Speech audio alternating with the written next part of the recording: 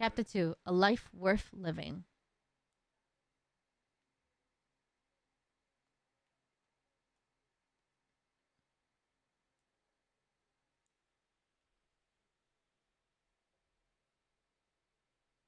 Yeah, I've been to 2 TwitchCons.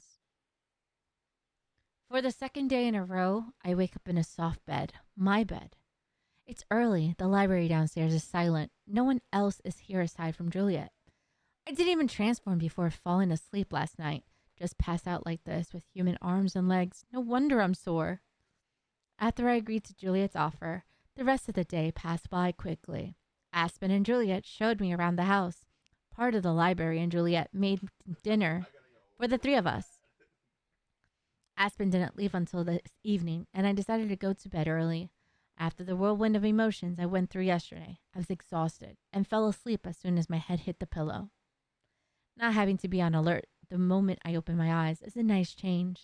I can toss and turn and even doze a little bit longer. I get as much rest as my body will let me. Once I've had my fill of being lazy, I finally crawl out of bed. Okay, time to get up. It doesn't take me long to get ready. I tiptoed to the door out of habit, so carefully that only someone with super keen hearing would be able to hear me, but then I remember. Oh yeah, I don't need to sneak around while I'm here. I loosen up and step out into the hallway, shutting the door behind me. Being so openly noisy is almost harder than being sneaky. The building is quiet. Juliet told me to come find her when I wake up, so I make my way down the hallway towards the room she showed me yesterday. It's one of the last in the hall, tucked away in the corner. Unlike the other doors, a tiny bit of flickering light escapes from the gap below. This is the place. Now that I'm standing here, my nerves start to get the better of me. What if she's forgotten me this time and chases me away? Or what if... I screw my eyes shut and take a deep breath, pushing away my worries. If I'm going to stay here for a while, I need to stop thinking like that. I can't let that fear keep winning. Forcing myself to be brave, I twist the doorknob and enter. Wait, I should have knocked, shouldn't I? It's too late now. I step into the room only to be struck by how dark it is. Through just one window, the main light source is a candlelit lamp illuminating the white cloth figure sitting at her desk. Just like the library down the stairs, there are rows and rows of books covering the shelves around the room. Juliet looks up to greet me, a gentle smile written on her face. Oh, good morning, Miho. Did you sleep well? Hi, babe. We're doing bedtime stories. She remembered me. I hide my relief, I think. I sure did. I think that might have been the best sleep I ever had.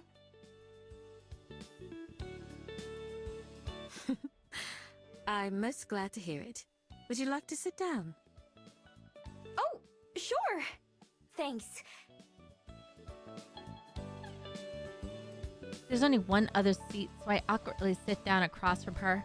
It feels a little bit like an interrogation. Would you like some tea? I've never had tea, so I don't know if I like it or not. I think I should accept her offer out of politeness, though. Sure. Juliet pulls out a teacup from a shelf nearby and sets it on a little plate, then pours the tea without spilling a single drop. She pushes the plate with the cup over to me. Sugar? I've eaten human snacks to know that I like sugar. Yes, please. Juliet offers me a small pot full of little white cubes without hesitating. I take 2 and toss them in my mouth. They're kind of crunchy at first, but quickly fall apart. Juliet frowns just a little, enough that a human probably wouldn't notice. Did I do something wrong? Wait, I know. Oh, thank you. That gets her to smile, so I'm pretty sure I did the right thing. We'll have breakfast in a little while. Aspen usually comes by to help open the library, and then we eat together. That sounds nice. Does she help out because of the sunlight? My, that's astute of you. You're correct. Although I'm able to tolerate a bit of sun, I do prefer the dark. Me too, Juliet. Me too. I wasn't sure if you knew I was a vampire or not. Oh, snap. I figured it out just now. That explains how you were able to hear me and find my den, huh? Indeed. That said, I have my dear friend Orpheus to thank for helping me know where to find you. Something scratches in the corner of the room, and I took up notice a large bat dangling from a hook on one of the shelves. Has that been there this entire time? Is he also... No, Orpheus is a bat through and through, not a vampire. He happened to notice you on his way home one day. So that's the friend you were talking about. I was wondering about that. I have the pleasure of knowing several of Wellington's loco bats. They keep me apprised of news from around the city. You're not, like... you know... I tap one of my front teeth, not sure how to ask the question politely. Oh, heavens no! I consume as little blood as one of my kind can, and what I do partake of is freely donated. I love this city, and its people. I'd never had them like that. Besides, I had quite enough of that during my time in the underworld. Is that where you come from as well?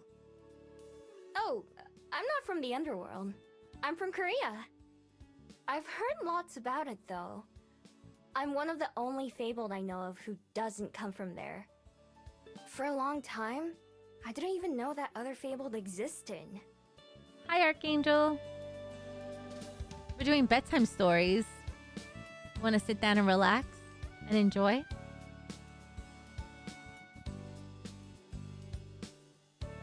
Indeed. Gumio like yourself are some of the few I know of. Wait, Gumiho? Is that what I'm called? That explains a lot. Oh, nice. What kind of anime? You didn't know, but you go by the name Miho.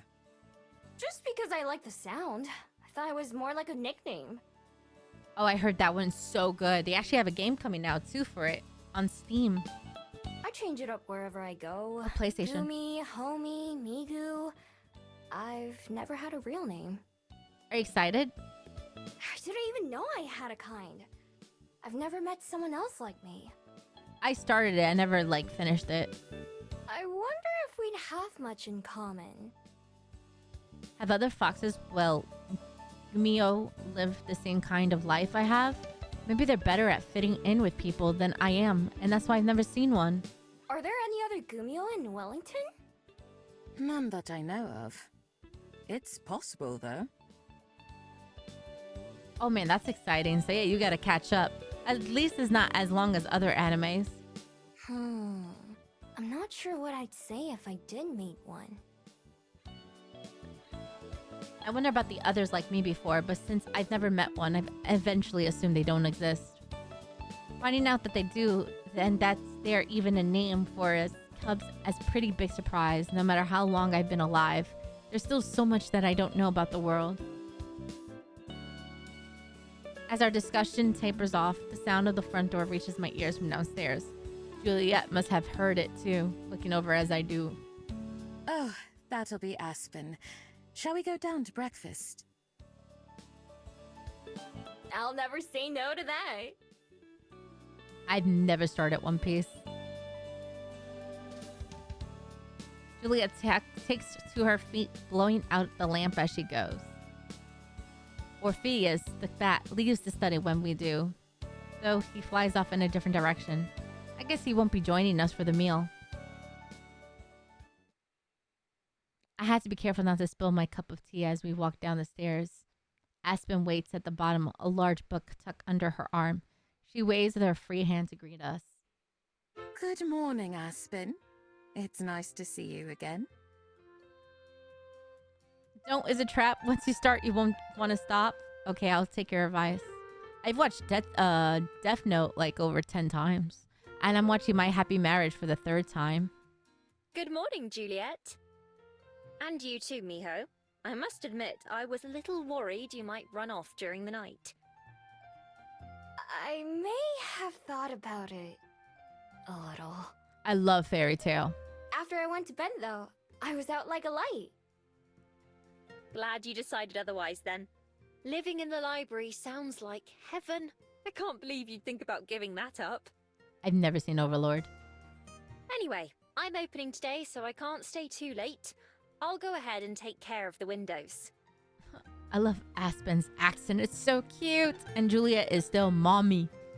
I'll get started on breakfast then. Would you like grape or strawberry jam? I think I'm feeling like strawberry today.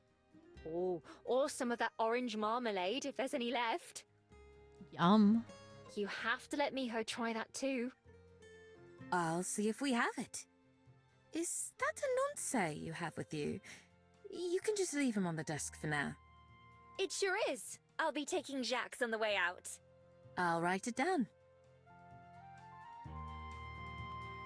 The two of them stroll off in different directions while I stand on the stairs unable to follow any of the conversations. Who's Jax? Anonce? I don't see anyone with you. This is a nonce. She taps the cover of the book she brought with her. He's the author of this. Juliet suggested I read some of his work, but I'm finding him rather dull. Huh. I try my best to sound interested, but... boring thing I can imagine. Maybe I see the appeal if I could read them. But how can they be better than doing things yourself? But books are the most boring thing. After setting the book down on the front desk, Aspen goes into the main room, leaving me alone in the hallway. I make my way down to the rest of the steps. Looking down at my teacup, I decide to take a tiny sip. Yuck. It's kind of bitter, but also bland at the same time. Frowning, I set the cup down on one of the shelves nearby. At least I tried it. The sugar was way better, though. The door Aspen went through is still open, and I can hear her bustling around. The room where Juliet went isn't far away either, and I already smell food. I guess I'll go watch. Alright, who should we go to? Aspen or Juliet? 1 for Aspen, 2 for Juliet. Which one? 1 or 2? Aspen is the blondie, Juliet is mommy. Remember that. Juliet's with the short hair. Anybody?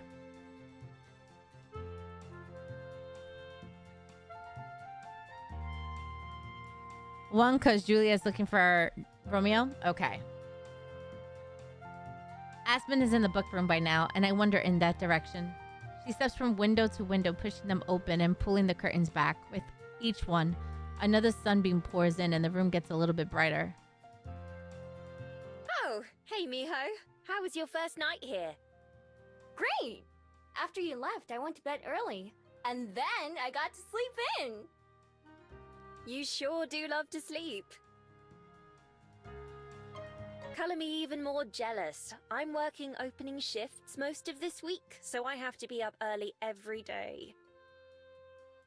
Or else, what?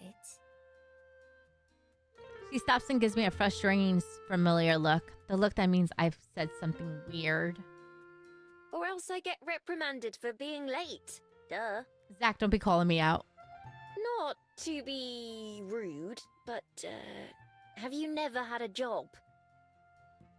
I start working next week. I'm really excited. Officially. And we're going to have a stream schedule. Our stream schedule is 7:30 p.m. to 11:30 p.m. Monday through Friday. I mean, excluding Thursdays. No Thursday streams. Because I'll be on Weep Claws on Thursdays. Nope. I haven't done most human things, if you can't tell. Oh, I certainly can tell. Your life must be fascinating. Someday I'd like to hear about all you've seen and done. I'm really not that interesting. My life like- is just wandering around for the most part. Sounds I like try me. to avoid doing stuff as much as I can. Oh my gosh, that sounds like me all the way. It really does. I know plenty of people who would kill for a lifestyle like that, you know. After pushing open the last window, Aspen starts to drift around the room, moving chairs and furniture into their spots. Anyway, I come here most mornings just to have breakfast and chat with Juliet, even if I'm not opening. Is there not any food where you live? There usually is, but I enjoy the company as much as the food.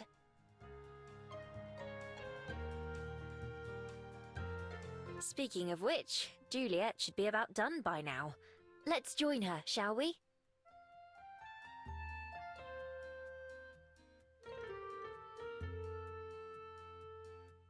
I follow behind Aspen as she walks on, adjusting and rotating a few more out-of-place items on the way. By the time we reach the kitchen, there's a big pile of buttered toast and different spreads waiting for us on the table. As we walk up to her, Juliet's setting down a plate of sliced fruit and another of fried eggs beside it. You two are right on time. I was just about to call for you. Oh, there's Mommy. I have a sixth sense for it, apparently.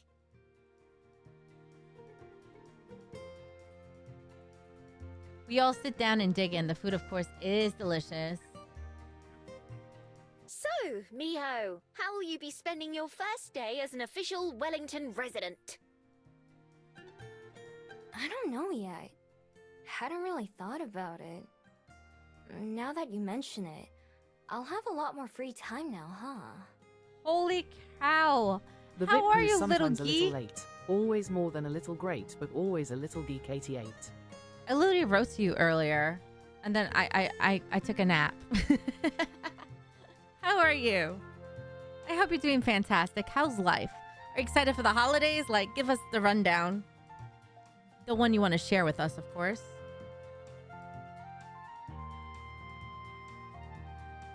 Whew. Working to death? Okay. That's good. I start my new job next week. I was just talking about it. I got a temporary contract for remote working home Monday through Saturday. Well, Monday through Friday training, and then Monday, Tuesday, Thursday, Friday, Saturday, and Sunday, Wednesdays off. Yay, I'm so excited. I'll be working with New York Medicaid. Usually I'd go hunting for food or looking for a better place to stay or... I've been jobless way too long, so crossing fingers this goes good. Instinctively, I go silent as I reach for my pocket and the familiar crumpling paper. Or... If it's something you don't want to share, don't feel that you must. Are you still in Texas? Right, that too.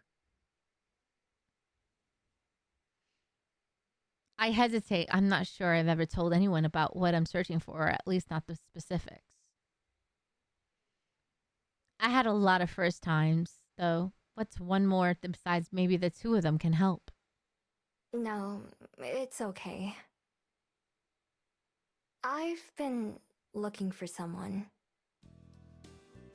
I wipe my hands first, making sure they don't have any crumbs or grease on them.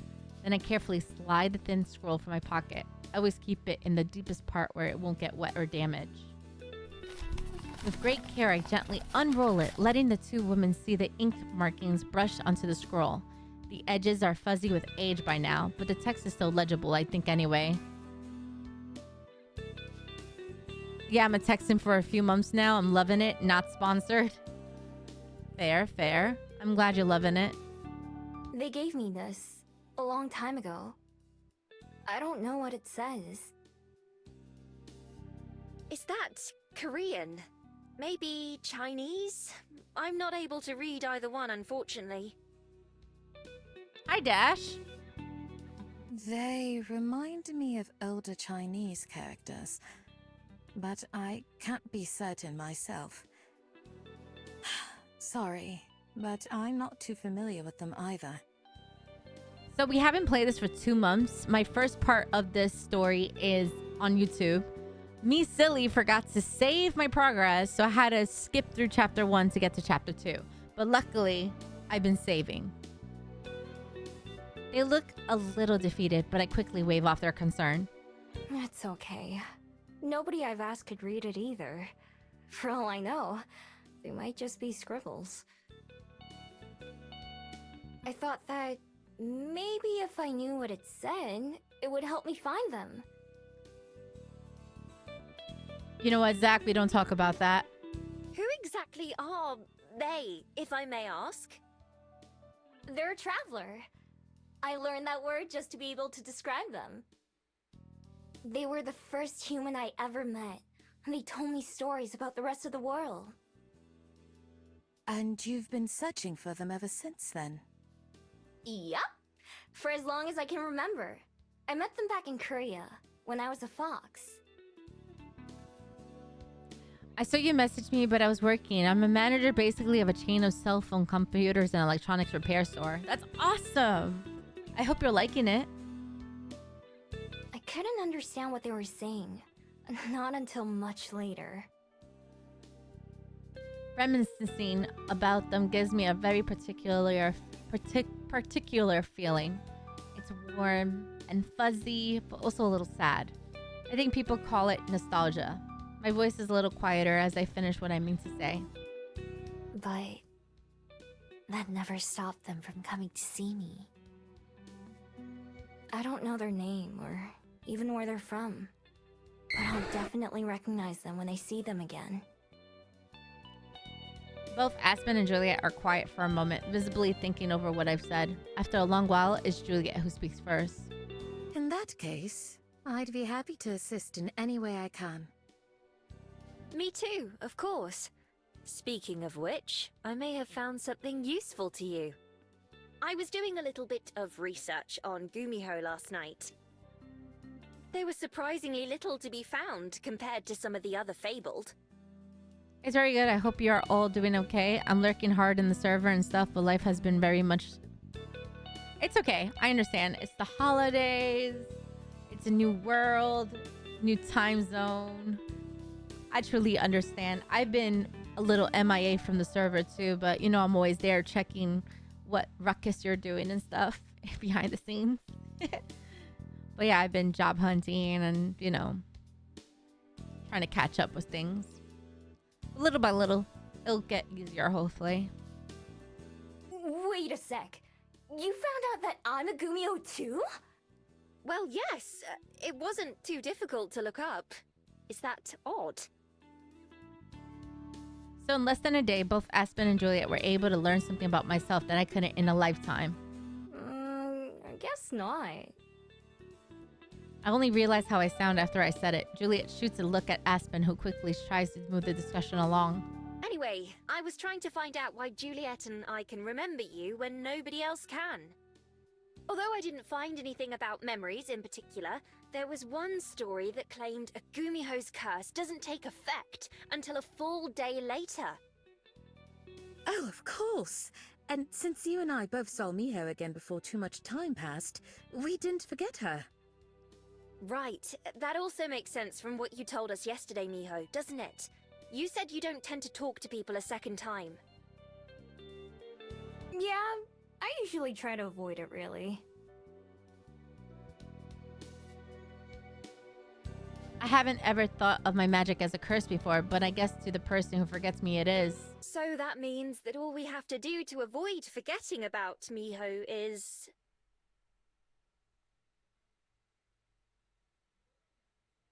It's impossible to miss the pause before Aspen words, like she's not confident in what she's about to say. see her every day. Forever. What? Miho's cute though. I would love to see her every day. Forever. Forever? That word hangs in the air. Aspen says it cheerfully, but even I can recognize just how impossible that is. At some point, even those two will forget me, won't they? Why even try then? Why bother if I know it's just hurt in the end? On cue, those kinds of doubts start to swirl in my head. Like always, it's so tempting to just stop caring and give up on others. I I will. You have sweet dreams, and it's great to see you as well. And always take care of yourself. Be happy. No, I won't let myself dwell on that. Not on my first day living here. Who knows? Even if it's a long time from now, maybe these thoughts will go away for good. Juliet clears her throat before the silence goes on for too long. Well, that's not bad at all. Preserving the memory of those you hold dear Meadsters is in the one chat of the most make sure to important behave out parts of sight, life. out of the mind. Hi, Meester. How are you?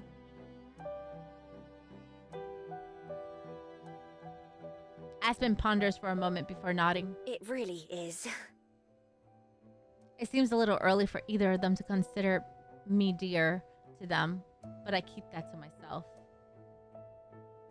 So, anyway, about Jax. For relief, Aspen changes the subject away from me and my magic. As Juliet and Aspen chat between themselves, the conversation drifts onto things I don't know about and people and places I don't recognize. It's all probably related to books. I smile and laugh when they do, but I'm not really paying attention or talking. Listening to the two of them, they may as well be speaking a different language. The more I observe, the more it seems I have to learn. Not just about normal people and human life, but about myself as well, and even the world. In one day, both Aspen and Juliet were able to figure out what I am and how my magic works. I've had a long time to do that and still had no idea. It doesn't even seem like it was hard for them. There's something that I have to admit to myself I haven't really tried before. Just what have I been missing out on? I feel something bubbling up inside of me, the same feeling as yesterday when I decided to come back to the library instead of running away.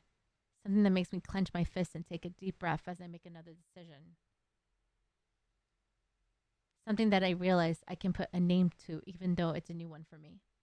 This is what people call it, hope. Even if it's pointless in the end.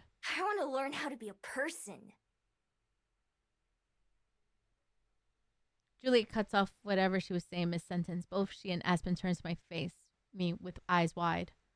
Oops, I guess I should have started by waiting for them to stop talking. You want to... What? I've already messed up, but I keep going. Be a person. To know about the things you two are talking about. All the stuff that you give me a weird look for when I don't know. I want to learn about it. I'd say that you're already well on your way. Her expression becomes quite serious as she continues. I'm a little glad she's as much as weight behind this as I feel about it. Miho, there are some things that you can't rush or change overnight. This is definitely one of them. That said, Hi, J Mafia. How are you? starting can be the hardest part. You've already taken the first steps. What Juliet said. I'm sorry, too. I didn't mean to keep you out of our conversation. Oh. No, it's okay. I was busy thinking anyway. I can't stop looking for my person, of course, but maybe I can do more than that too. We'll help you in any ways that we can. Aspen nods in agreement, but then checks the time and sighs. It'll have to wait until later, though, because I need to be leaving for work. I'm sure Juliet needs her rest, too. Thanks. I am rather tired. Will you be alright on your own for the day, Miho? You're okay? Why, you're just okay. Also, welcome. This is Bedtime Stories. It's a visual novel called Please Be Happy. It's part 2, chapter 2 of Please Be Happy. Chapter 1 is available on my YouTube channel. If you want to check out my YouTube, put exclamation point YT in the chat. Yeah, I should be. I'll figure out something to do. Wonderful. Here, let me take those. She gets up and collects the dirty plates, then carries them to the sink. Tomorrow I have to go in earlier than usual to open. If you come by, I can make you that drink again, Miho. As long as you promise not to run away, that is. Aww. Sure. Don't worry. I'm not going anywhere this time. Although... will it still be at home? At home? Like... free.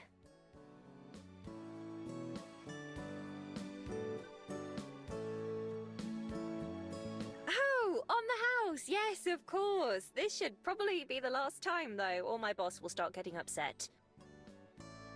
That's so true. Aw, okay. It was nice while it lasted. Aspen pauses as she rises from the table and starts to leave. You know, getting a job might be a good idea if you're serious about living a normal life.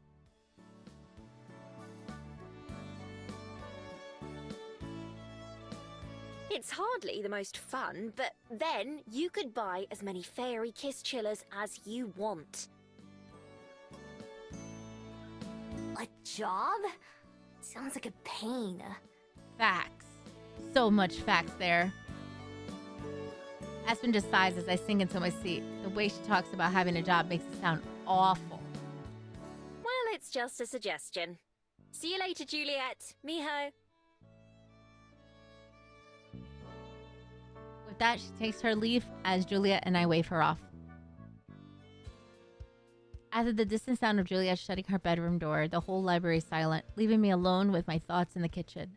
The front doors are unlocked and open to everyone, so it's just a matter of time until the first guest arrives. Well... what do I do now? The empty room doesn't have an answer right about now. I usually be scrounging for breakfast or scoping out a new place or maybe even planning where I'll spend the night. With a full belly and a bed to come back to, I don't have to worry about any of that. Instead, I have a lot of free time on my hands. Guess I'll explore. It's how I've been spending a lot of my time recently anyway. And while Julia and Aspen seems fine so far, it's still a little bit tiring to be around other people so much. Having some alone time is important too. Making my way into town, I try to pay more attention to what people are doing instead of searching for opportunities. I meant what I said about wanting to be more of a person, but small steps are easier for me.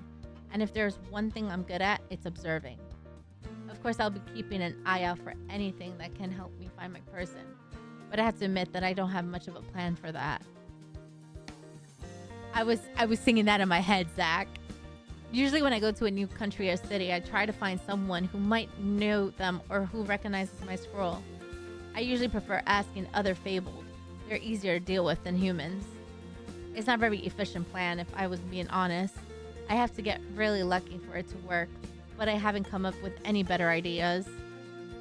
Now that Aspen and Julia have offered to help, maybe they'll be able to think of something new. For now, I'm just killing time. I take it slow, passing through the city and even pop into some stores along the way. One is full of musical instruments, while right next door is a store selling kitchen utensils. Across the street, there's another place with racks full of used clothes. I step into each store and pace around the aisles, just browsing. Usually I never come into these kind of shops. Even though they have some expensive stuff, it's all bulky and hard to carry. Plus, I've learned the hard way that some pawn shops and buyers are good at guessing when someone's thing's stolen. Now that I'm paying more attention to what's for sale, I realize that I don't even know what a lot of the stuff does. In the kitchen store, there's normal pots and pans and dishes, which makes sense. But there's also a bunch of different gadgets with all kinds of shapes and sizes. I can't even guess what you use some of them for. At the music store, I recognize a few instruments like guitars and pianos and drums. There are also a bunch that I've seen before, but I don't know the names of, mostly the kinds you play with your mouth. Then there are some that I've never seen and can't even be sure are actually instruments, and not some other kind of device. I seem to be the only one having this problem. In both stores, the other customers I've seen all walk around like they know what they're doing, or at least are looking for something in particular. I try to listen in on the conversations that someone having with the salesperson, but it's just like listening to Aspen and Juliet talk. I don't recognize half of the words. In the end, I don't spend long in either store. This is already harder than I thought.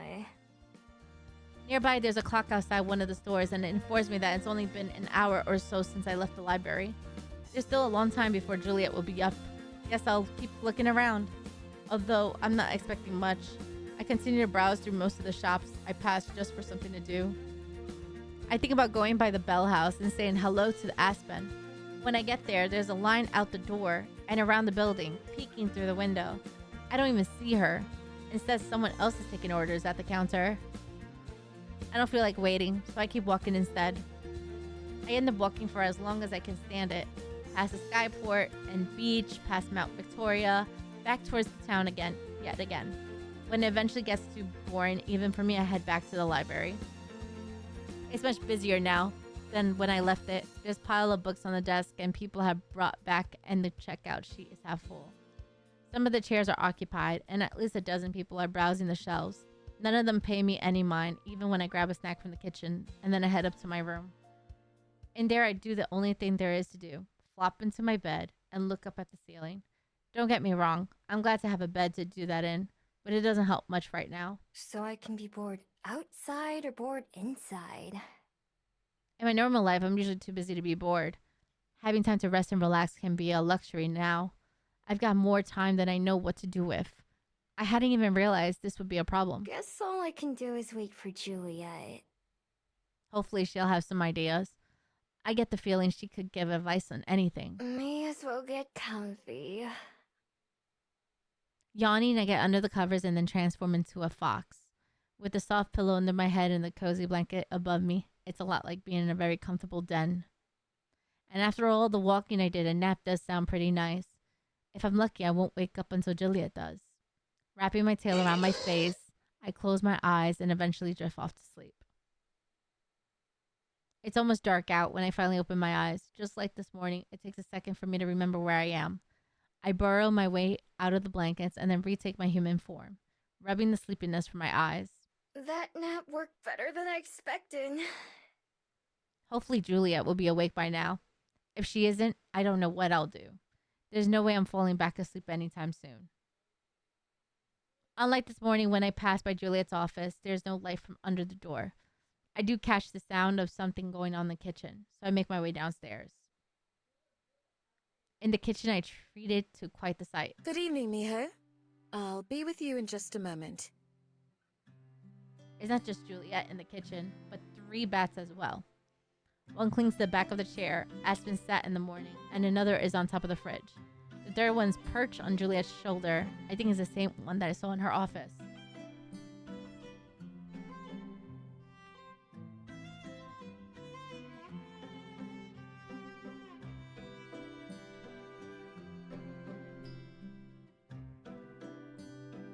A lot of reading makes my mouth dry. Juliet's holding a small bag and handing out the contents to different bats. On closer inspection, I realize that they're bugs. All the bats devour them greedily, including the one nibbling by Juliet's ear. She doesn't seem too bothered and hands them each other another treat. All right, here are the last ones. The bats are on the chair in the fridge, finish their snacks, and they fly over my head and out to the kitchen. Their wings nearly clip me in the face, and the gust they create blows my hair around. The last one stays on Juliet's shoulder even after it's finished eating, and then Juliet picks up a small envelope from the counter and ties it to one of the bat's legs. Thank you, Orpheus. We'll see you soon. Launching himself off Juliet's shoulder, Orpheus takes a flight and exits through one of the library windows. Even though he was much bigger than the other bats, it doesn't look like Juliet was fazed by being used as a lunch pad. My apologies, Miho. You caught me just at dinner time for the bats. It's okay. I just woke up. Oh? I take it you had a busy day then. Well, not really. Just walked around for a while and then took a nap because didn't know what else to do. I see. I'm sorry to have left you on your own all day. I should have made sure you were taken care of before I went to sleep. She sure does apologize a lot. Is that what it means to be polite? It makes me kind of uncomfortable. It's not like she did anything wrong. What are some of your hobbies? There are all manner of things tucked away in this room. All that throughout the library. Hobbies? I don't think I know that word. Something you do for fun, just because you enjoy it. Oh! anything like that. Although she raises her eyebrows, Juliet just nods. I'm guessing that was an answer she was expecting. I think I understand. Well, perhaps that should be our first order of business. I believe you'd find your life much enriched with something amusing to do. Okay. Like what?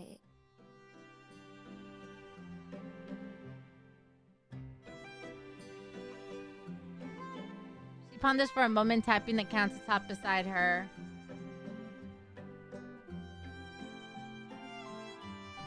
It could be anything. A sport, an art, or even something like watching television. Whatever brings you joy. It is Dash. It is one of those. Pretty sure I've never tried any of those. Then, it seems we have plenty of options to start with. I know you've done a lot of walking today already, but I need to go into town to run some errands. Would you be interested in accompanying me? Maybe we'll see something along the way that strikes your fancy. Sure. Fine by me. Not like I've got anything better to do. With a smile, Juliet gathers up some more papers and envelopes from the table and tucks them under her arm. Let's be off then.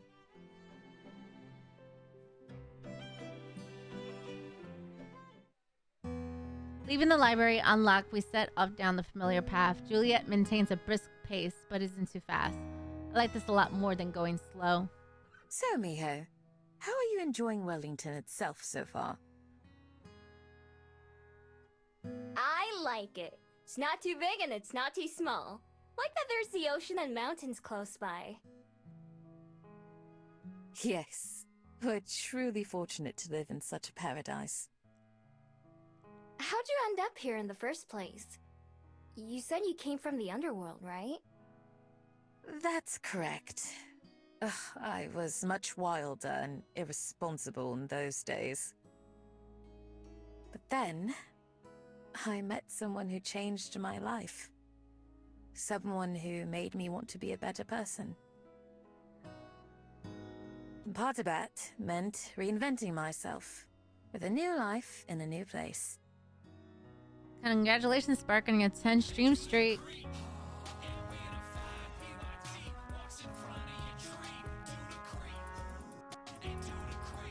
Desi Spark, you have been here 496 times. Thank you.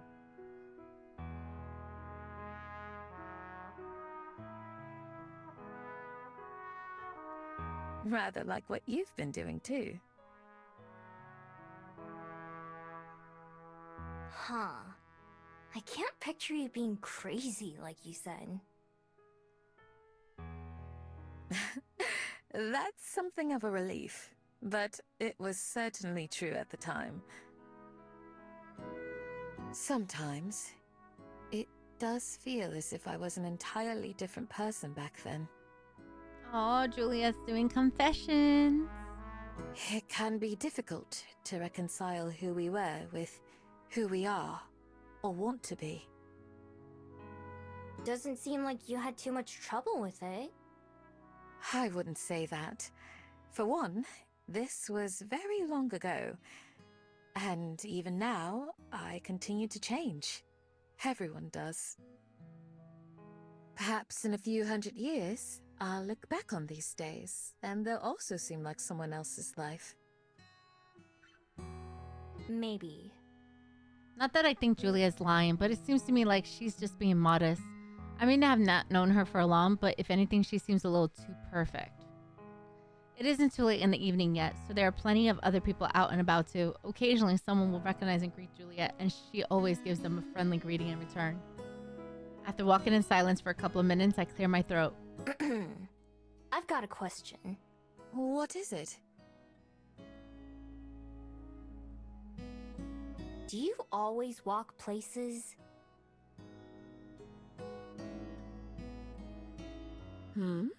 As opposed to? Flying.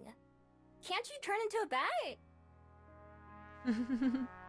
That's a cool question. Oh, yes. I suppose I can. I do so only sparingly, though.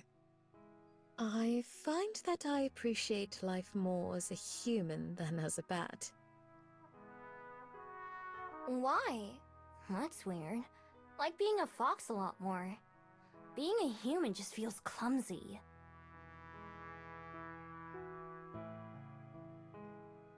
Your arms and legs are way too long and get in the way all the time.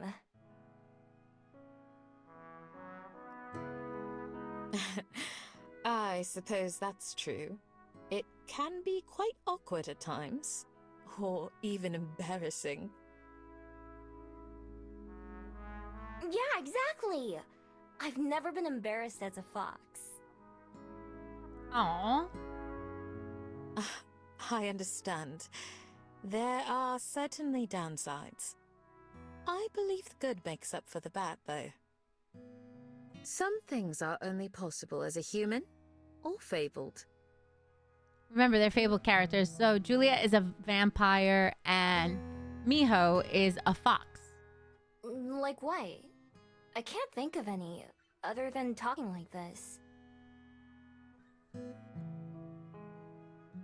Like writing, for one thing, as our dear friend Aspen would surely mention.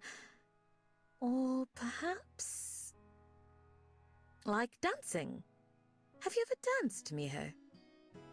Nope, never. I don't get why people do it either. Don't tell me you like dancing. Is that your hobby? Aww. I must confess that I do enjoy it. At times, that is. I wouldn't call it a hobby. But with the right person, at the right moment, it can be quite nice. If you say so. I find myself saying that a lot lately. Shaking and flopping your body around to music, it's not for me. I don't even know how they come up with this stuff. But I'm trying to remember to be polite, so I keep that part to myself. So, on that note, I should have asked this earlier. Are there any hobbies that you have as Fox? Yeah, stealing. That's what she used to do, by the way. I never thought about it that way. But now that you mention it... Almost everything is better as a fox. The sun feels nicer on my fur than it does on my skin. Flowers smell better and more interesting when I sniff them. It's more... vivid. I remember Aspen using that word and explaining what it means. I bet she'd be proud if she heard me use it. You do make it sound lovely. But are those things you do for fun?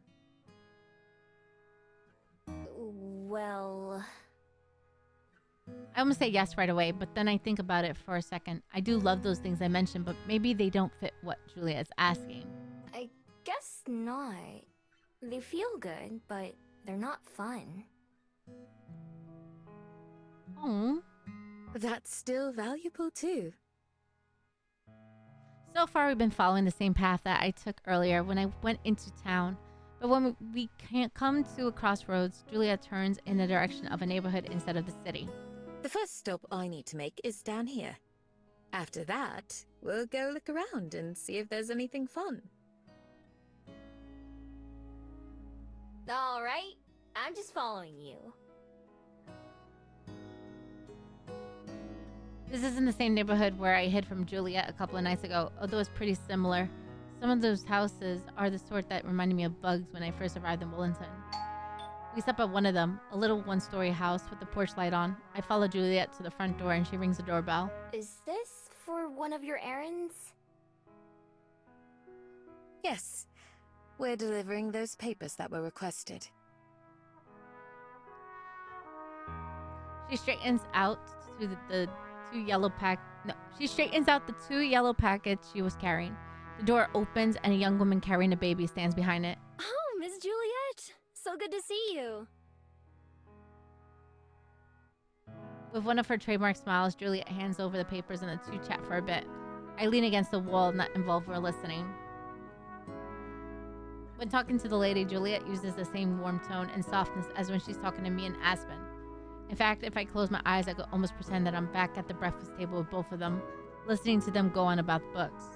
Eventually, the woman takes a folder, and after saying goodbye several times, we leave. As soon as we're off her property, I turn to Juliet. What was that all about? I suppose you could call it another one of my hobbies. Sometimes, patrons have requests for information on their ancestors, or a piece of history that they'd like to learn about. For example, Mrs. Aliyu wanted to know about her husband's culture so she could teach her new child.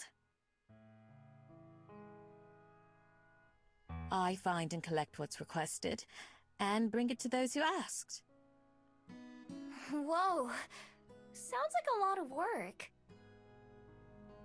It can be, but I don't mind it. The past is worth preserving, but not everyone knows how. It's my honor to help people do so. I have assistants too, such as dear Orpheus, who is delivering a letter on the far side of town for me. Are all the bats your helpers? Some more than others. They're friends, not pets. And so if they don't feel like helping, then I won't force them. She's a good friend. To me, it sounds like a lot of trouble to go through for someone else, even with the bats helping out. But Juliet apparently likes being inconvenienced. It's the same as letting me stay in her library. Still, that sounds like it could be really helpful in my own search for the traveler. As Juliet leads us to our next destination, we leave the residential area and go back towards the city. I try to keep my eyes peeled for anything interesting. There are plenty of people sitting out at tables having a meal or walking around the shops, but nothing out of the ordinary. In fact, it's not that much different from when I was here earlier. There are more fabled and fewer humans, but there are still plenty of those too. Some of the places I passed by are closed now, but some, like the music stores, are still open. When we come to the big building with a lot of posters on the walls outside, we stop. This is one of our movie theaters. They show all the most popular films, as well as independent ones from local creators. Talk about movie theaters. The new SpongeBob movie comes out next week. Is anybody gonna see it? Also, did anybody ever seen oh, what was that movie? There's another movie coming out. Yeah, it is Bedtime Stories. Never? Yeah, I'm not gonna see it either. Even though that super song is stuck in my head. Big guy. Big guy. Oh, big guy. Such a dumb song. Yeah, it's Bedtime Stories Master of Light. This is part 2 of Please Be Happy. Part 1 is uploaded on YouTube, and we just started this. Oh yeah, Five Nights at Freddy's 2. Are you excited for that one? Are we excited to see Five Nights at Freddy's 2? I don't know. I like the first one. The first one was decent. I'm not a fan of the game franchise. I tried reading the manga and the books of them, like the series, and the lore, but I couldn't get into it. The second one is not out yet, is it? Did it just come out? Yeah, the first 2 games are decent. I feel like they drag it. I do want to play the security one that they have. You're gonna see the Christmas Carol play tomorrow for the second time? Ooh. Okay, Christmas Carol is with Ebenezer Scrooge. Am I correct? That dude with the 3 ghosts. So, I'll tell you a story about that real quick, if you don't mind. So when I was in 3rd grade, or was it 4th grade? I don't remember. I was in elementary school. We did the Christmas Carol, and I was one of the ghosts. And they gave me a recorder solo, so I had to play a recorder. And I was the ghost that What ghost didn't speak? The 3rd ghost didn't speak, right? That's like the future. So it's the past, the present, and the future. Yeah, this was a long time ago. Oh man, I had the VHS tape of it too. It's so cringe. And yeah, and it was really simple because I didn't get that many speaking parts. So I had to do like a recorder solo of a Christmas song.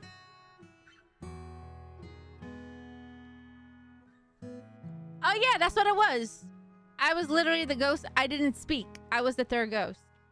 I was so excited too. I was like, oh yay, I have a part. And I found I have no lines. Lame. I just had to be serious and play a recorder. Have you ever been to see a movie before? Not in a place like this. I know what movies are, but I don't think I've ever watched one. What's everyone's favorite movie? I have so many favorite movies that I could watch so many times till this day. I could see The Hot Chick, The Little Mermaid, the animated version, Mean Girls, Night at the Roxbury, Step Brothers, Talladega Nights, Anchorman. Another movie I could see over and over again. There's so many movies I could see over. Oh, Rush Hour. I saw Rush Hour a few months ago. Yeah, I have too many favorites too. Like, I can't even rank them 1 through 10 because they're just so good. Yeah, Rush Hour will never get old.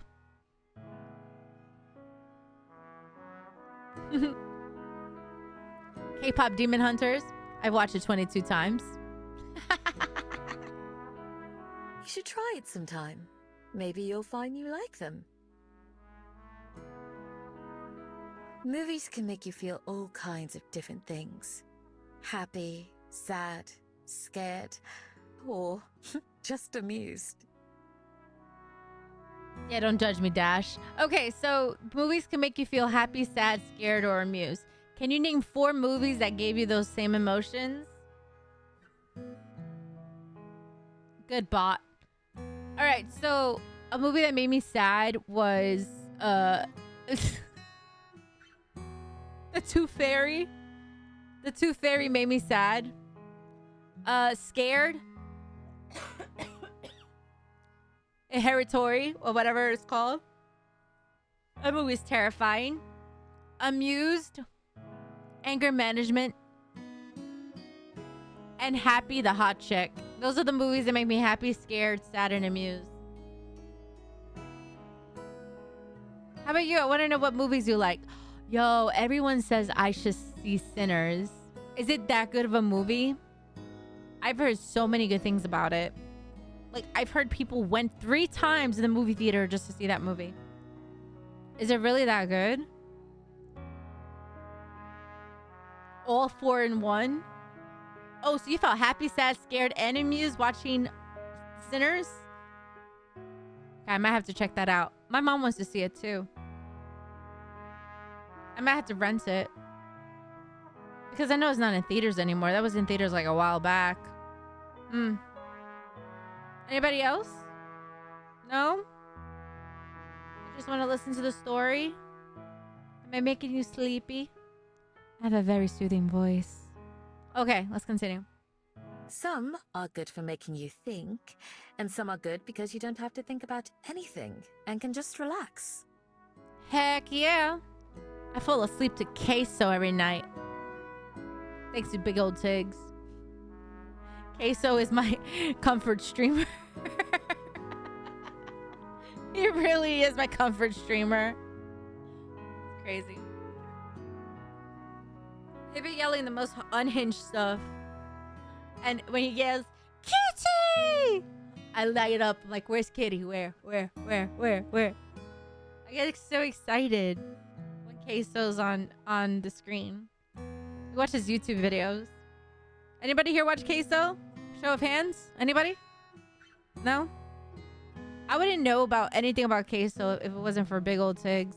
No? Oh man, you should watch him. He's really wholesome.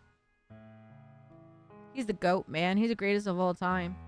He won Gamer of the Year and Variety Gamer of the Year and Variety Gamer of the Year on the Streamer Awards this past weekend.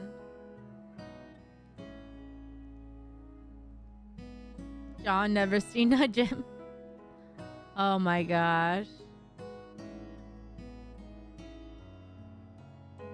Crazy. Why would I want to watch something that makes me sad or scares me? I asked the same question, Miho. Why do we tend to torture ourselves by messing up with our emotions by watching a movie? Kim Kardashian. Oh no. For some, it's fun to explore different emotions in a safe environment like that. You know what? That's a good valid answer. I'll take it.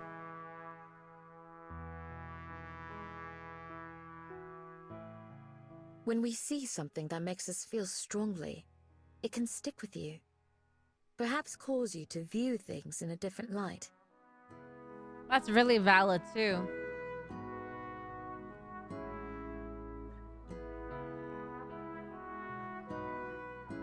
And if it ever becomes too much, you can simply stop watching or put on something else. That laugh was so delayed, Stream Deck. She said, and if it ever becomes too much, you can simply stop watching or put on something else. Valid. I'll try it sometime. Although, I don't know about the sad or scary ones. There's nothing wrong with that. Everyone has different preferences. Along the way, Juliet continues to point out different shops and locations that she thinks I should know about, like another library or a museum. I'm not very interested in either of those things, but I smile and nod and pretend like I am. After a while, we leave the city behind and reach the waterfront just like I usually do. The oceans look much different at night with the starlight and moonlight reflecting off the water. Far out at sea, there are a few lights that must come from boats and sometimes lights in the sky from passing airships. We head down a small path to the boardwalk where we look out onto the water. There are a few empty buckets sitting on the ground nearby, as well as some folding chairs. I point them out. What are those for? What are those? People like to fish off at this pier. They come at all hours, but I believe this spot is used for teaching lessons during the day. Ooh, lessons on how to catch fish? That's correct. Is that something you're interested in? Maybe. It's one of those things that I like doing as a fox, but I don't know if I'd like doing it the human way. Should you decide you'd like to try, I'm sure there would be someone here who's happy to instruct you. Okay, Juliet, we see what you're trying to do. Yeah, maybe. I don't want to commit to anything, but it couldn't hurt to come check this place out during the day. I'm glad you found something that struck your fancy. Is there anywhere else you'd like to visit while we're out? Or should we return home? Nah, I'm ready to head back. Is there anything for dinner? Girl's hungry. I'm sure we can put something together. Yeah, feed the girly. Then let's go. Then let's go.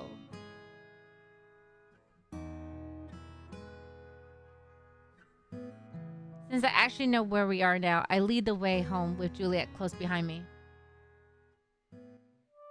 It's another chilly morning in Wellington. I'm outside the Bell House waiting for Aspen. Hold on. We're saving. We're only chapter 2, day 2? Bro. There's 4 days in each chapter, by the way. People are gonna think I'm staking this place out. And for once, that isn't true.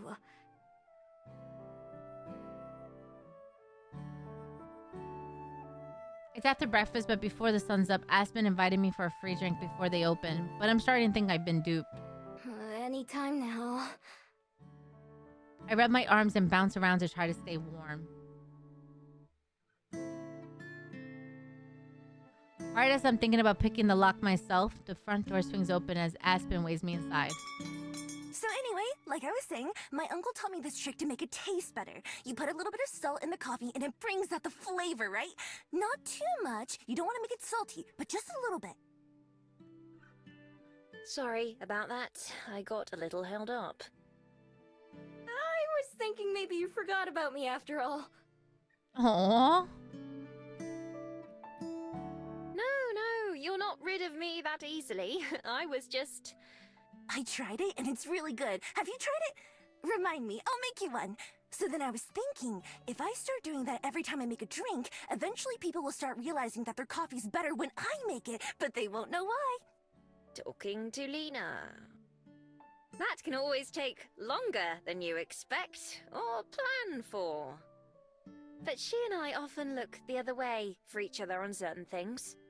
Such as letting you in before the store opens, for instance. Oh, am I not supposed to be here? That's cool! As long as we open on time, it's fine, and Lena and I are the two fastest. You kind of have to be when she's involved. What do you mean? I'm sure you'll see. Come on, what do you want today? I inspect the menu. It's unhelpful as ever. Here's a paper copy, if that's easier to read. She hands me a little printout menu. It's also distinctly lacking pictures. Sorry, can't read it. Oh, do you need a Korean version? I'm afraid we don't have one. Oh, nah. Can't read any languages. I may as well have told her that the sky is green. Aspen stares at me in clear disbelief. This isn't the usual weird look. This is beyond that. She laughs nervously. You're joking, right? I shake my head. She collapsed onto a stool behind her, fanning her face with the menu in her hand. I can't believe it. I just can't. So you haven't. Wow. I can tell she really wants to say more, but it's hold herself back. I suppose that explains a lot. Still, I just can't imagine. It takes a moment, but she regains her composure. Anyway, if you want to try something new, then how about our ambrosia latte? It's one of our seasonal beverages with apple and caramel. I don't like caramel. Apples and coffee? I've never had that before. Yes, well, we're experimenting with the recipe still. Anybody here like caramel? Yes? No? Maybe so?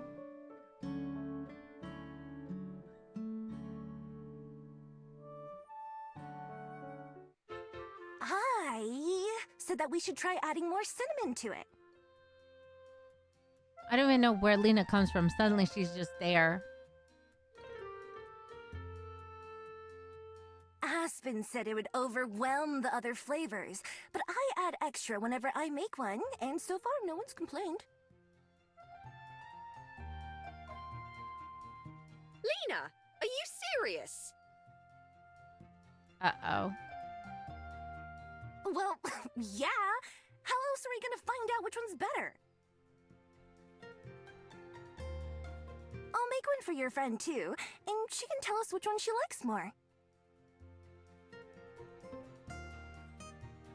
Lena! The other girl hurries back to the kitchen, clearly not caring about what Aspen was about to say. Aspen sighs and shakes her head. Right, well, I have to open the registers and put on the coffee. I'll have your drink in a couple minutes. Okay, thanks.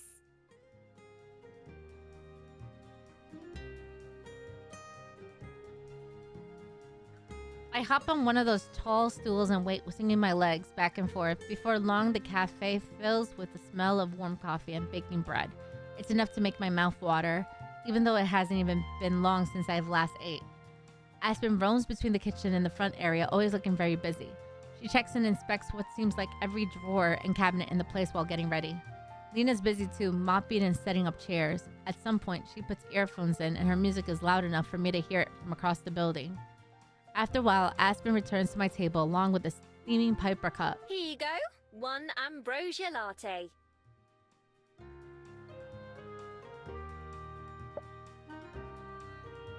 I pop the lid off so I can take a peek on the drink itself. It smells light and fruity, and a swirl of caramel syrup is melting into the coffee and whipped cream. Looks good.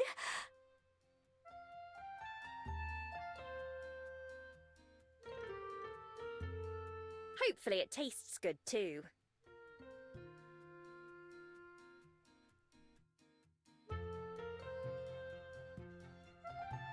I have a tiny sip since it's too hot to drink very fast. The tartness of the apple actually goes pretty well with the coffee flavor.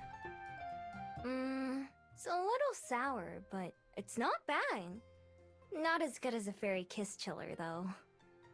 Aww. Well, I can't complain about that.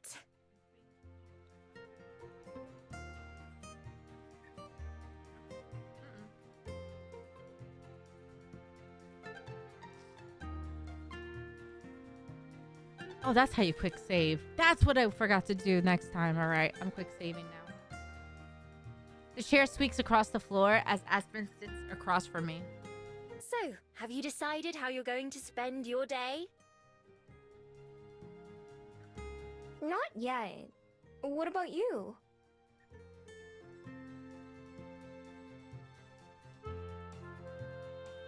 There's still another 7.5 hours left on my shift, so I'll be here for quite a while.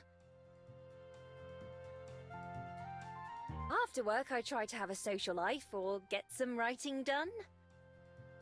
Although lately I usually just collapse on the bed and take a nap. Hey, me too! Without a bed, though. Yes, well, I'm sure frolicking through the flowers and chasing rabbits gets tiring.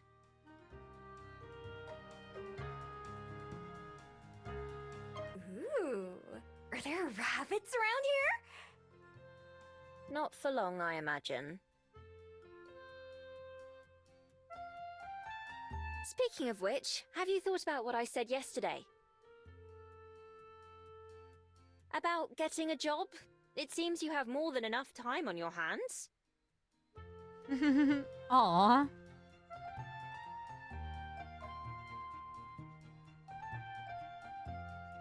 You do know what a job is, right?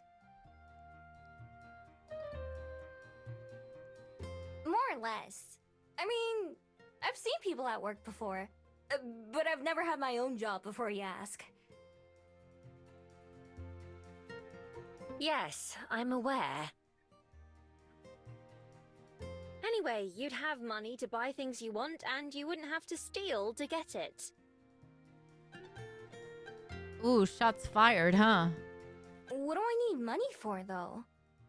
Juliet lets me sleep at her house, and she even gives me food.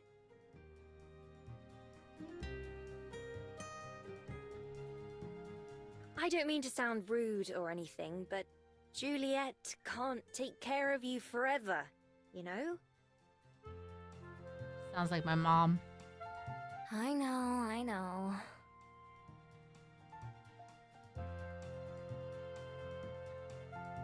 Right now, I'm still getting used to even living here. I haven't given any thought to what might happen later on. I don't even know what kind of job I could get. Is there some place that would hire me to steal things? Is there a job to hire me to steal things? Crazy. She's wild just to ask that question. Not legally, no. But maybe you can find a way to use those skills. Maybe you could be a security guard somewhere, or a locksmith. It's not bad of a job. Maybe. You don't like the thought of that. What exactly is your job, anyway?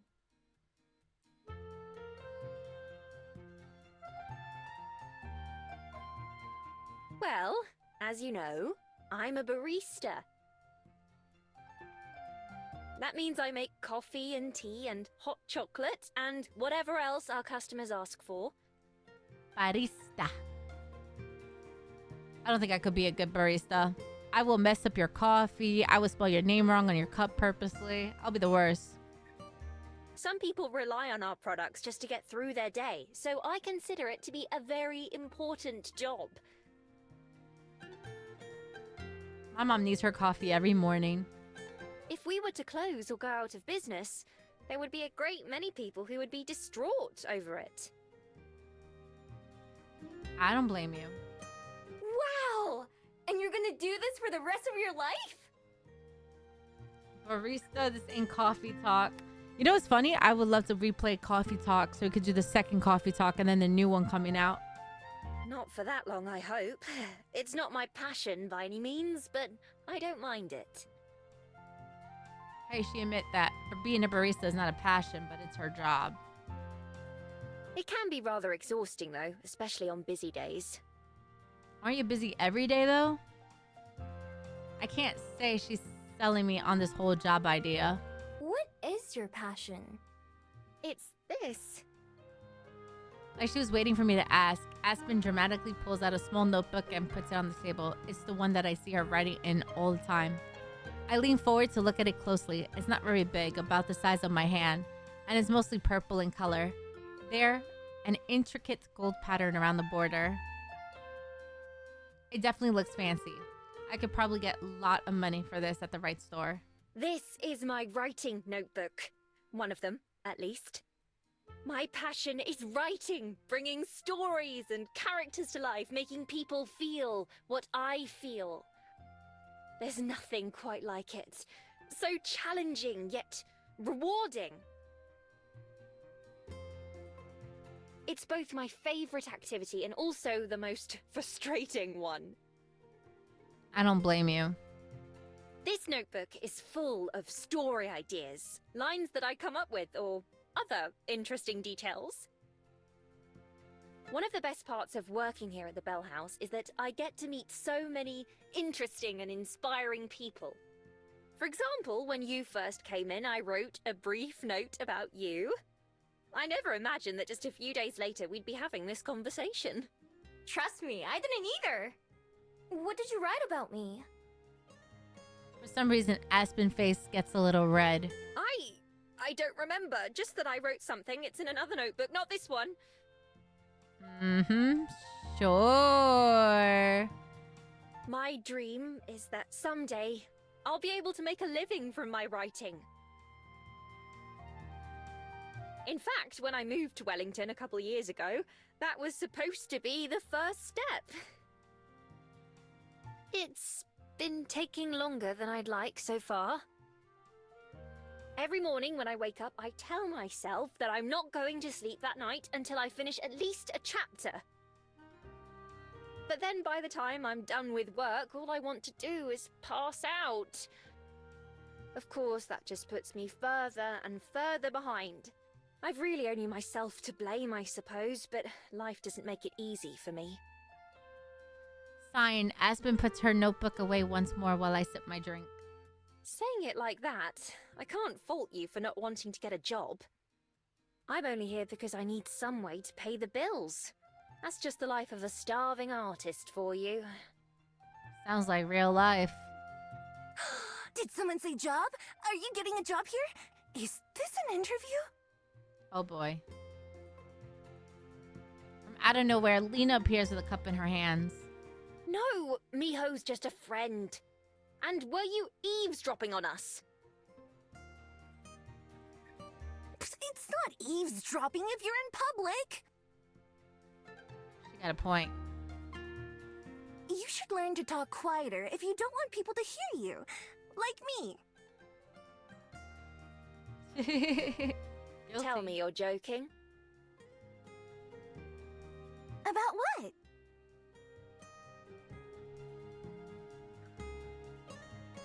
Before Aspen can even answer, Lena turns to face me instead. Anyway, that's too bad. We could definitely use the help. Hey, why not apply here if you're looking for work? I bet Aspen would put in a good word for you, right? I could do it too. It'd kind of be lying, I guess, since I don't know you that well, but you seem like an alright person. It'll be lying. I mean, if Aspen trusts you, you have to be okay, I think. I can go get you an application right now if you want. I printed out a whole stack of them yesterday. Actually, it's the second stack, because the first one jammed up the printer and... Lena, I am begging you to please be normal. She will scare me away if I apply for this type of job. What? Tell me why it's a bad idea.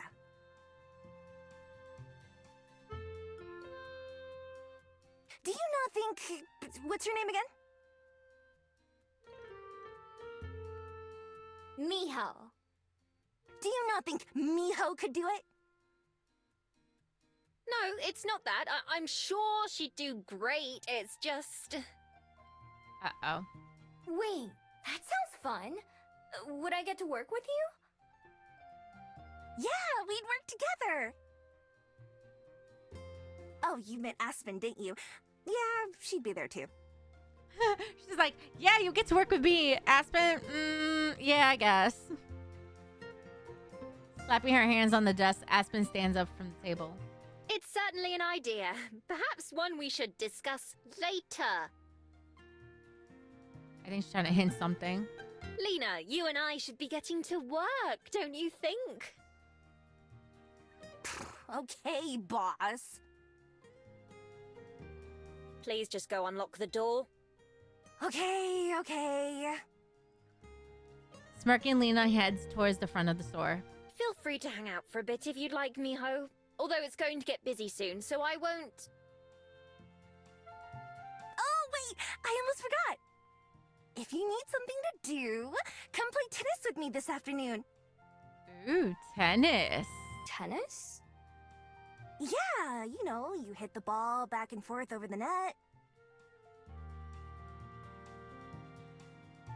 I know what it is. Is that your hobby? For now, I like trying new things. Hello. I'll think about it. I should try something new myself, too. I wasn't asking. Doing good. We're doing some bedtime stories. Do you know what visual novels are? Anyway, you said it yourself. You're totally coming. So, I'll see you there. Okay. What's your favorite visual novel? What's everyone's favorite visual novel? My favorite visual novel is Doki Doki's Literature Club, The Letter.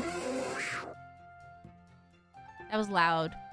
And there's another one that was really good. I'm trying to remember. Oh, they're so fun. So this is called bedtime stories. It's like I read bedtime stories to put people to sleep or keep them awake. Oh, that island one. I actually uploaded that on YouTube. The whole playthrough. That one was really good. That was such a really good story. This is called Please Be Happy. This is chapter 2. I can't help but I feel I've been roped into something here, but it's true that I should at least give it a shot. Maybe I'll turn out to like it more than I expect. Yeah, that one. Damn, Zach, you have a great memory. Oh no, this is long. My visual novels are like 15 to 30 hours long. Cool. Lena starts to leave again, but then suddenly jumps back around to face me again. Oh, right. There's one more thing. How many more things does she have? What's Henry Stickmin? I never heard of that one. Can you put that on the Discord? I would definitely like to check it out. Even though I have a bunch of visual novels I have for you to share. I can practically feel Aspen expiration as Lena runs back and slams the cup she was carrying into the table in front of me. Try this. Tell me which one you like more. The one I made or the one Aspen made? Lena is a little pain in the booty. Let me tell you that. Okay. Because she's always trying to top Aspen. With an unnecessarily loud sigh, Aspen goes and unlocks the front door herself. I'm over halfway done with Aspen's drink, but I take another gulp, paying attention to the mix of flavors. Then I do the same with Lena's. Lena watches eagerly, fists clench in excitement. So, what you think? Come on, be honest. I can't taste a single difference. They're both good.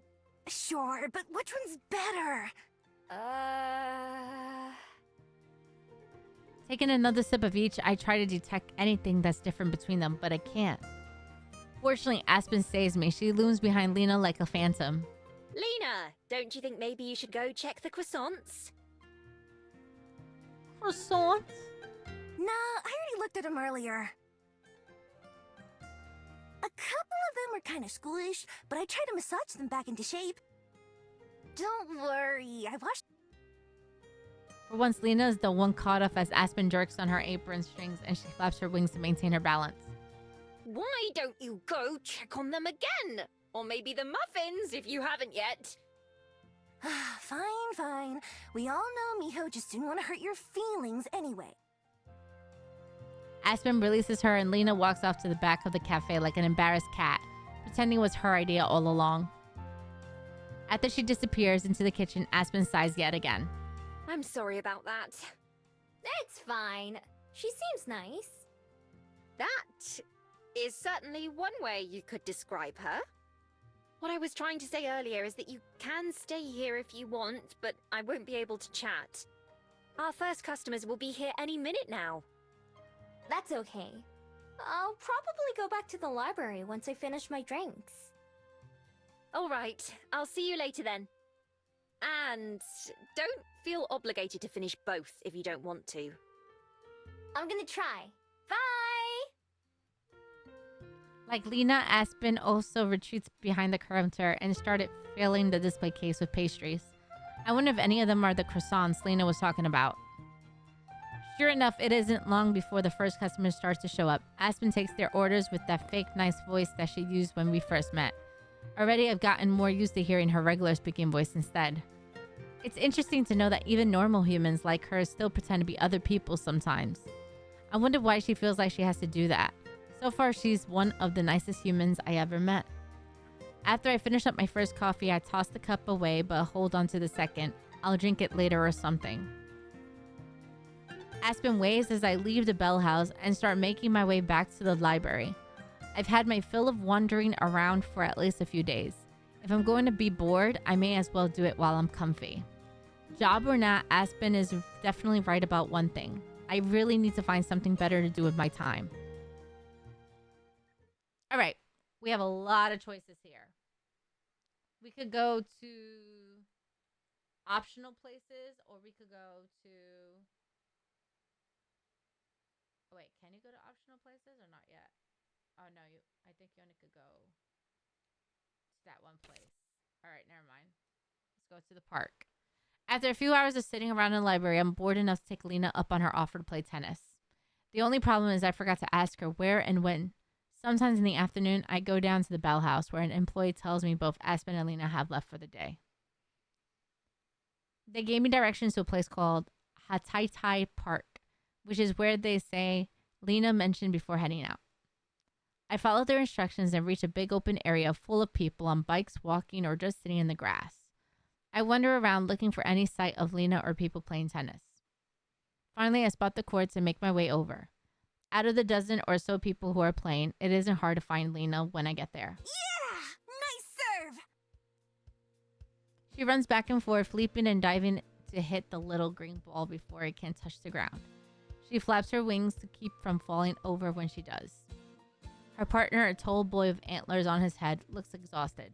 When he swings his racket, it looks like his arm might fall off any second. When I get close enough, Lena notices me and stops mid-dive. Miho! You're late! Okay, Lena, you look really cute in that tennis outfit, I must say. Now that she's distracted, her partner takes the opportunity to hurry away, collapsing into the grass to rest.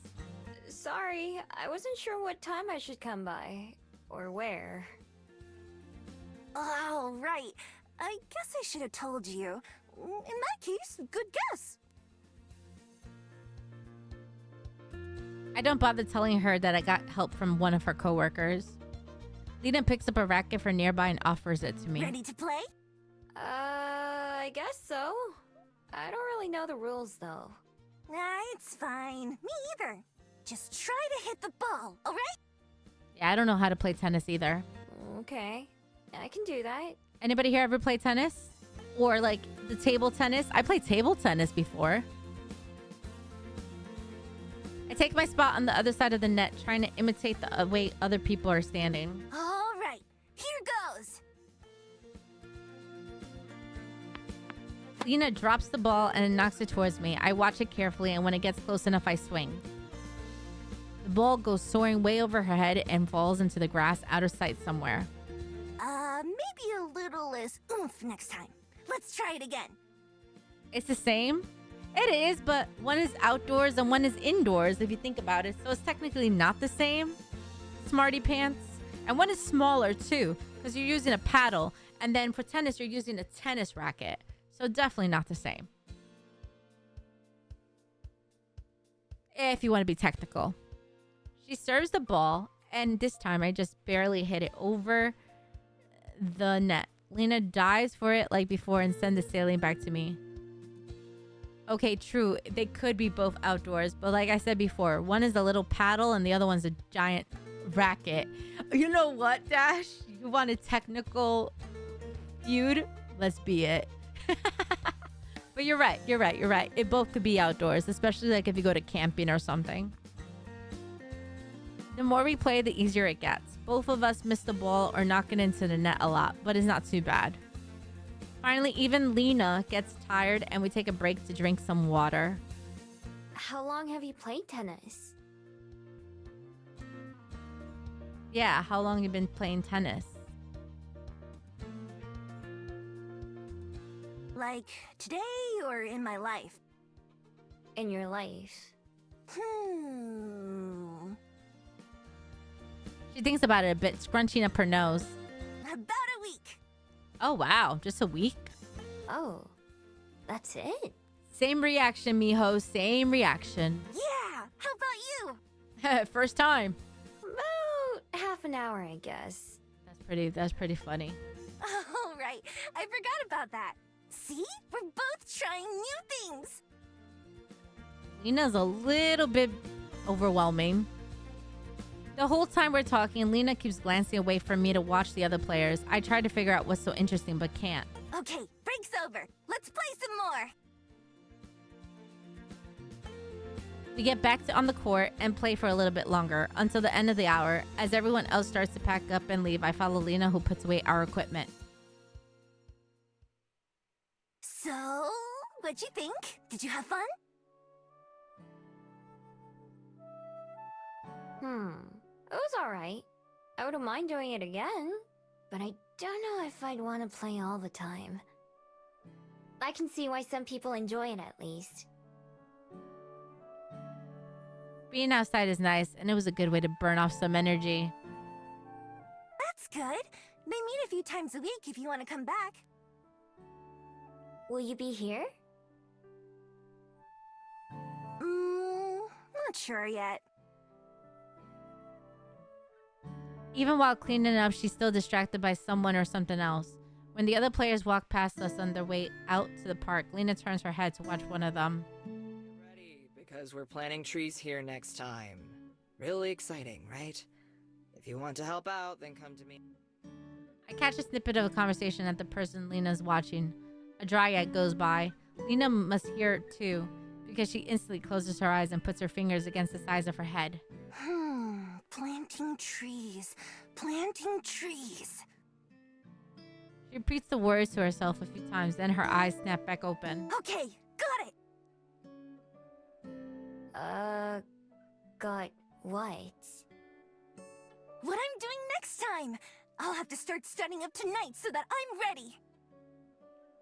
Okay, if you say so. I'm pretty lost, but maybe this is just how Lena is. You should come too, if you're not doing anything. I'll tell Aspen to give you the details. Sure, sounds good. I'm not sure if I want to commit, especially since Lena probably won't even remember me the next time we see each other. But playing tennis wasn't so bad, so I should at least keep my options open. Good. All right, see you then, Miho. Thank you for the roses. See ya. Waving goodbye, Lena heads off down one of the paths. I take a different one that leads me out of the park and back to the library for the rest of the day.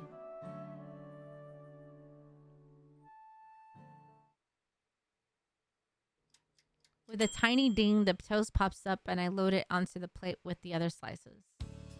I bring the dish over to the table. Thank you, Miho. Go ahead and put it by the butter. Oops, sorry. Let me get my bag out of your way. I bring the dish over to the table. Once the table is set, the three of us sit. I've gotten more used to the routine of breakfast and know when to do things like pass the salt and pepper without being asked.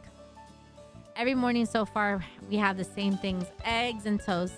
but it's a lot tastier than convenience store food, and there are different spreads and fruits to change things up. Like usual, I'm the first one to finish eating, followed by Aspen, who stretches with a content sigh. Breakfast was as superb as always. Thank you, Juliet. It's my pleasure. The two of them saying this is part of the routine too.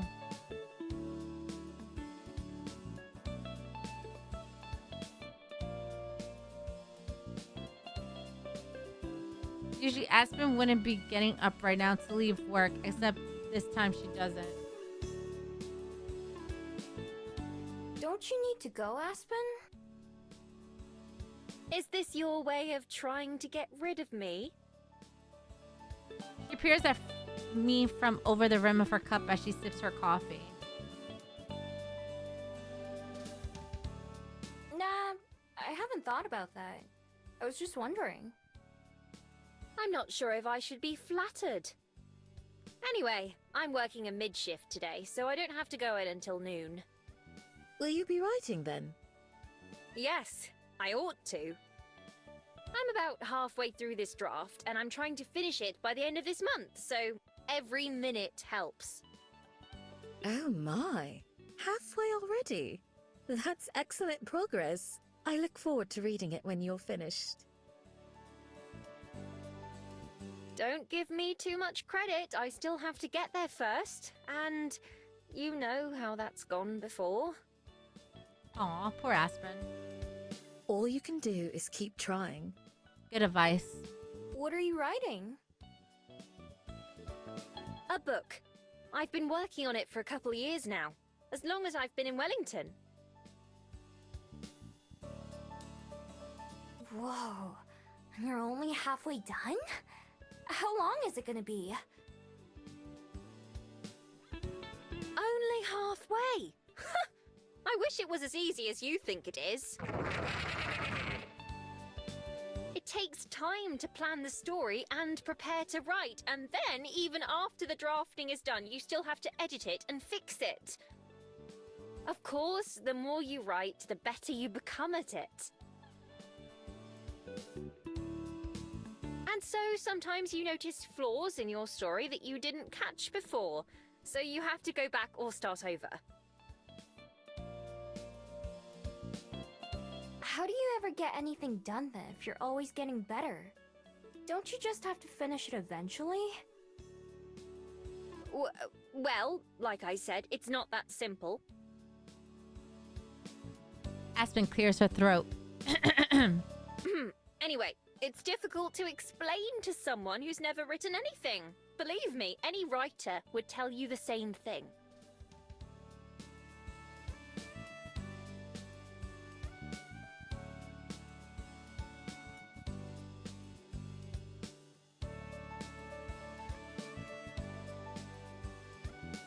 And you? Did you end up finding something to fill your time? Oh, like a hobby. Maybe. I don't know yet. Well, don't worry about it too much. It's supposed to be fun, not something you have to force yourself to do. Although I'm hardly one to talk, there are times where I want to do anything except write. They do yap a lot. It's okay. At least you have something. Julia told me about movies, so I might try watching one of those. Have you ever seen a movie? Once or twice, I'm sure. Only once or twice, that's it? She's definitely a bookworm. Actually, Miho, there was something I wanted to ask you. What's that? Well, how would you feel about helping out around the library as a part-time job? Ooh. I'll pay you for your time, of course. It would give you something to do during the day, and it would be a great help to me. Really? But I thought you didn't need any help running the library. It's true that I don't need it. I think she wants the company. The honor system has served me well for the day-to-day services, and I'm kept informed of any troublemakers. But in addition to the kind assistance from Aspen in the mornings, I also have to reshelve books, maintain the check-in and check-out logs, and more. I don't mind those tasks at all. In fact, I find them rather relaxing. But without them, I'd be able to devote more time to other pursuits. If you're uninterested, you're more than welcome to decline. You better not decline. You needn't worry about being kicked out or disappointing me. I'm perfectly content either way. Aww, that's lovely. Helping around here doesn't sound bad at all. It doesn't sound very exciting either, but it's not like I found anything else I'd rather do instead. At least it's comfy in the library and super convenient. Having some money again would be nice too. It would be even better that there are no one trying to take it back. Alright, I'll do it. Juliet looks a little taken back. That was fast. Are you quite sure? Yeah, I'll try it at least. Of course. If you find it's not for you, then I won't be upset. Why don't you take the rest of the week for yourself, and you can begin on Monday? Okay, that sounds good to me. Excellent. I'll be looking forward to it then. Two of them chat a little bit longer before Aspen leaves to go write, and Juliet goes to bed. I stay mostly quiet, thinking to myself. A job? That's something I never envisioned having. I figure I just keep stealing until what exactly? I'm not too sure. Until I find my person, I guess. That goal has been all I focus on for my entire life. But now spending time here in Wellington is actually making me plan things out in advance. When I stop and think about the future, it's a lot of emptiness and mystery. It makes me realize just how little I have to fall back on. That's why doing all these normal things like getting a job could be good for me. I don't know what might be useful someday. As for my person, I'm still always thinking about them and how I can find them. That part hasn't changed. For now, I just go with the flow and see where it takes me. Okay, now we have choices to go to. All right, so we're going to go to the optional places first, because if we do this will move the story faster. So let's go to Mount Victoria first. Sometimes I come up to the observatory just to enjoy the air. Something about being up high makes the air smell so good. Up here, it's crisp, salty, a little bit like wet dirt and concrete. It reminds me of so many different places I've been before, and yet it also completely unique to Wellington. I feel like I always remember the smell. Once we finish eating breakfast, Juliet drums her fingers on the table, looking thoughtful. Miho, it occurred to me that perhaps I should give you the proper tour of the library now. That way, you have the weekend to get better acquainted with it if you need. Tour? I think I've seen everything, right? Pardon. I meant of the books themselves. Where to find each genre and what they are. Oh, right. Sure. I hadn't really thought about the books. To me, they're all the same, but I guess that wouldn't be true for everyone else. Right now, I have the place to memorize in the same way you memorize a battlefield. The places are out of sight, how to get in and out, and anything else that might be useful. I don't think there are many battles that happen in here, so Juliet's tour would probably be more helpful. If you'd like, I can show you a couple of my favorite books. That way, if anyone asks for a recommendation, you could at least make something up. That'd be great. Anything that makes it easier for me to make things up is fine by me. The three of us head to the entrance. Let's start with the basics, shall we? As you know, this is the reference desk. It's where books are checked in and out, and where anyone who needs help can find it. What kind of help do people ask for? Usually, they need assistance finding a specific book. Or perhaps they need a recommendation for what to read next, as Aspen mentioned. Hope they like the same books as her then. Don't worry, I'll think of some that are more popular.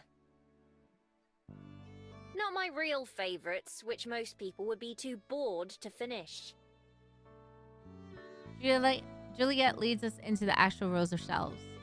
I stare down the books as I pass by, committing as many details to memory as I can. Even if I can't read the words, I can try to remember the colors and shapes and covers. Over here is the children's section. It's got lots of picture books and beginner reader books. The shelves are shorter too, so that children can reach them more easily. Oh, I've seen some of those around. Are adults allowed to read them too? Of course. Parents read to their kids quite often. Some people read them for fun, too. You gain so much more appreciation for the illustrations once you're older. We head over to another area. This is the non-fiction section. It's for books about things that are true, rather than made-up stories. I rarely visit this section, personally.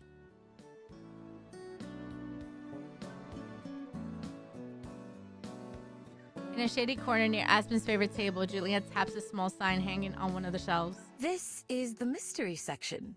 Stories about detectives, murders, and other such subjects live here. I do admire mystery writers. It's difficult to come up with a compelling one. We go around the whole library like this, with Juliet and Aspen pointing out all the other sections. Finally, we come to a stop back at the desk where we started. I do believe that's everything. Do you feel like you have a good understanding now? It's hard to keep them all straight. Fantasy, history, cookbooks, biographies. I think I've got most of it, though. By the end, my head feels like it's spinning, and I know that I won't be able to remember everything as hard as I try. But I do feel like I've gotten a better feeling for the place. At the very least, I could show someone where to find the restrooms. It is a lot to take in. Don't worry if you can't memorize it all right away. There's plenty of time to learn.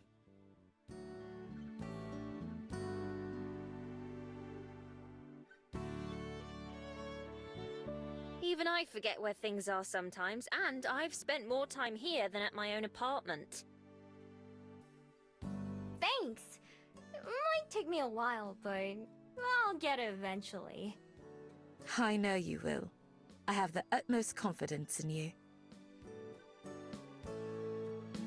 If I'm going to do this, I may as well try my best. Maybe something good will come from it. If not, I can always just leave. Want me to show you the books I was thinking of now? Sure! I'll be off to bed myself then. Have a lovely day, you two. Sleep well! Night! Julia heads upstairs while Aspen and I go back to the shelves. To start with, She leads the way to the fiction section, which is easy to remember since it's the biggest.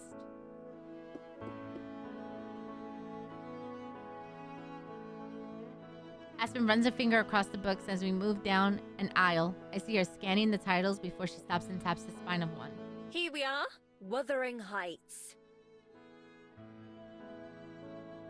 I just returned this one recently after finishing my annual reread. It's a very tragic love story. The main character is rather terrible, I must confess, and there's an awful lot of death. But despite all that, it's beautiful. The description definitely isn't what I was expecting. People really like to read that stuff? You have no idea. Sometimes, yes, you read to experience all kinds of different feelings. Besides, I think there's a kind of sad beauty to doomed romances like that. It really does put life in perspective. If you say so. You don't have to take my word for it. I'm sure you'll see for yourself once you start working here. In the meantime...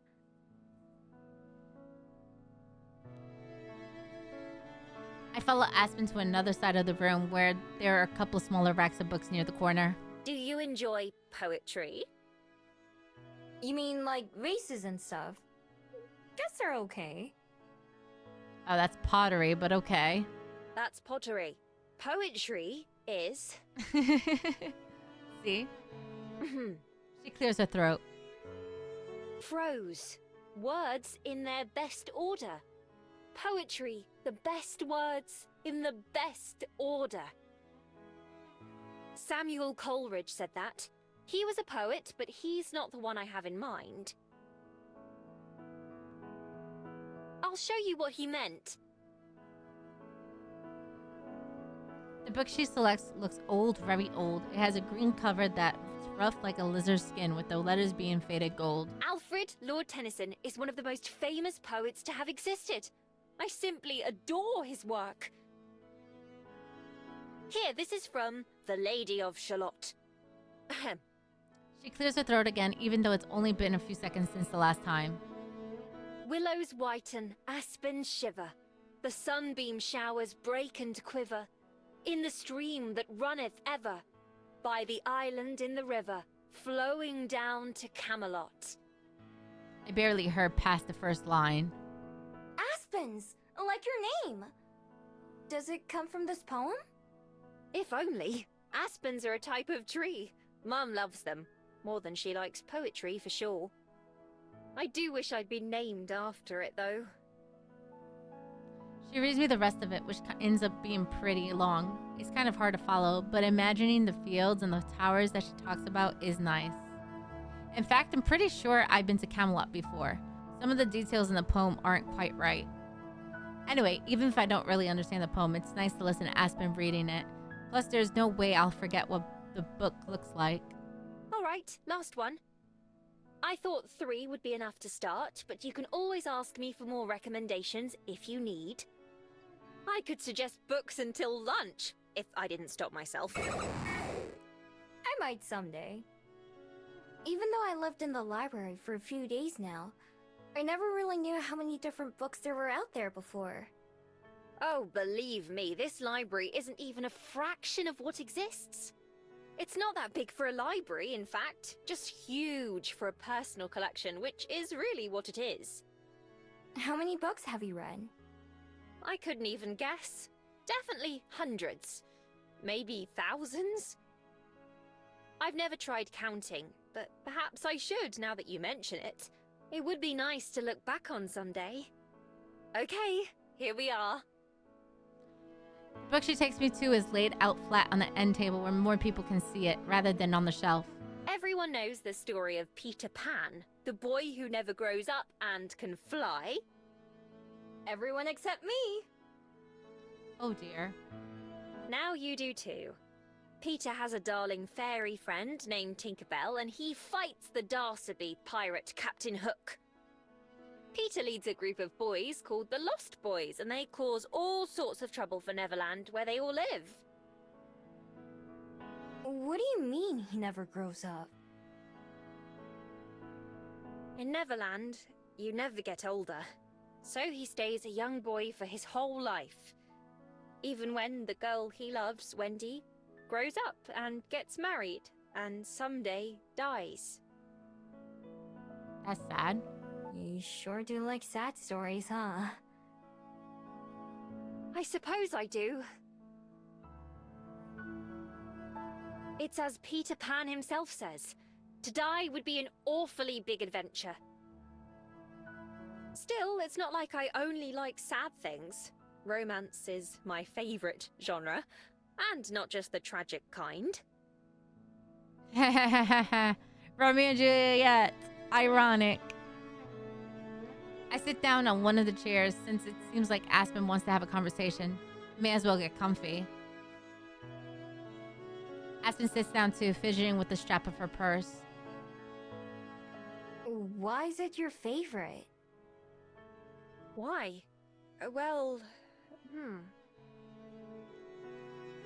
Her hands stop moving while she thinks.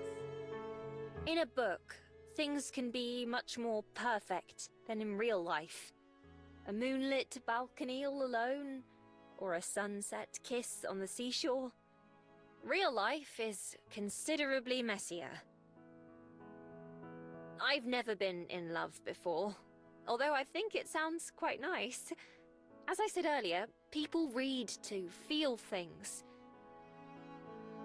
So until that time, living vicariously through other stories is enough.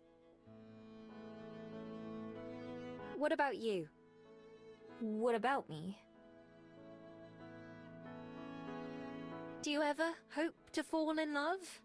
I assume you haven't been in love before, but maybe I'm wrong. Oh man, here it comes. Nah, I haven't. I like being on my own. Do you think maybe that would change if you met the right person? Aspen, what are you insinuating? I don't know. Maybe. I haven't thought about it much. Since everyone forgets me, there's never been a reason for me to care. Okay, now that's sad. I suppose that's reasonable. Still, that must be... That's actually really sad. Well, it doesn't matter. Do you ever watch movies? Or TV? Just about everything has a love story in it nowadays, not just books. Nah, not in a long time. How long? She sure asks a lot of questions, and they jump around topics so much too. I don't really mind, but I have to try hard to even remember the answers. All the places I've seen in days I've spent have mostly blurred together in my head. I'm not sure. A few years? There was a really big crowd around a window, so I wanted to see what they were all looking at. And? What was it? I don't know what it was. I didn't speak the language there yet, and I didn't memorize the sounds. But on TV, there were these people in white suits bouncing around, and the people watching seemed really excited by it. Aspen gasp. Did the people on TV... Do you remember by chance if the place they were hopping around looked like a desert, all rocky and empty? Now that you mention it, yeah. How did you know? She dashes a hand to her forehead in disbelief. That was the moon landing! Oh. No, I'm pretty sure I'd remember if the moon landed. Not like that, silly. It was when humans went to the moon for the first time. Wait, they did? Yes, and you saw it happen, apparently. They must have had help from the Fableds' magic, right? No, not this time. It was pure human ingenuity. Whoa. You look surprised. I am. I didn't know humans could do something like that. Well, not just any human. It took a lot of work from a lot of people. It still does to this day. I can't believe you got to watch it live, though. What was it like? Had a really good lunch that day. Everyone was so distracted that I was able to sneak into a restaurant that usually would have caught me. She shakes her head. That's all you can remember. It was some kind of pasta dish with a white sauce and lots of cheese. I meant about... Oh, never mind. Anyway, I was just going to suggest asking Juliet about putting a TV in your room. Surely there's one in this place somewhere. It would give you something to do, at least. And you don't have to be able to read to enjoy the story of a good show or movie. Yeah, I might. I definitely need something to do other than walk around town all day. Let me know if you do. I'll bring over some movies for you to borrow.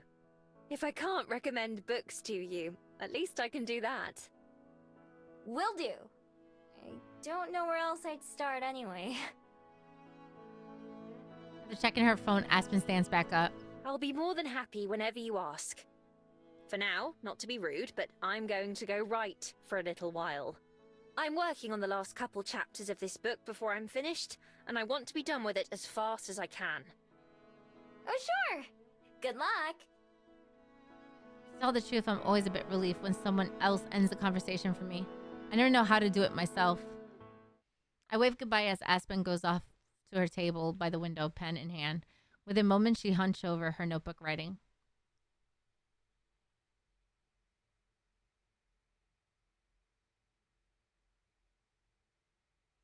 The marketplace is a buffet of interesting smells, the stink of raw fish mixing with street foods in a way that might repel a weaker person, but not me. I'm on the hunt for something yummy and cheap when a woman waves me over to her table. Free samples of our Korean corn dogs. Korean corn dogs? I never saw such a thing. When I live in Korea and beyond that, I've never seen a corn dog that looks like this. Mind you, the corn dog is sliced into smaller pieces for sampling, but appears to be covered in cubes and some kind of powder. They are delicious. The potato bits are mixed into the batter like French fries, and is topped with a little bit of sugar. The savory and sweet mix is really addictive. Huh? Far be it from me to turn my nose up at potatoes or sugar. I take one of the sample pieces and nibble at it, slow and careful at first, as I process the unconventional ingredients. Once I've had the chance to ponder it and realize it's good, I plop the entire thing in my mouth and chew with gusto. Good, right? Just for you. You can have one more sample piece. I know how hard it is just to take one bite. You always want more. I can't afford a full corn dog, so I accept the extra sample cheerfully and go along on my way. Korean corn dogs. I'll have to remember them for the future.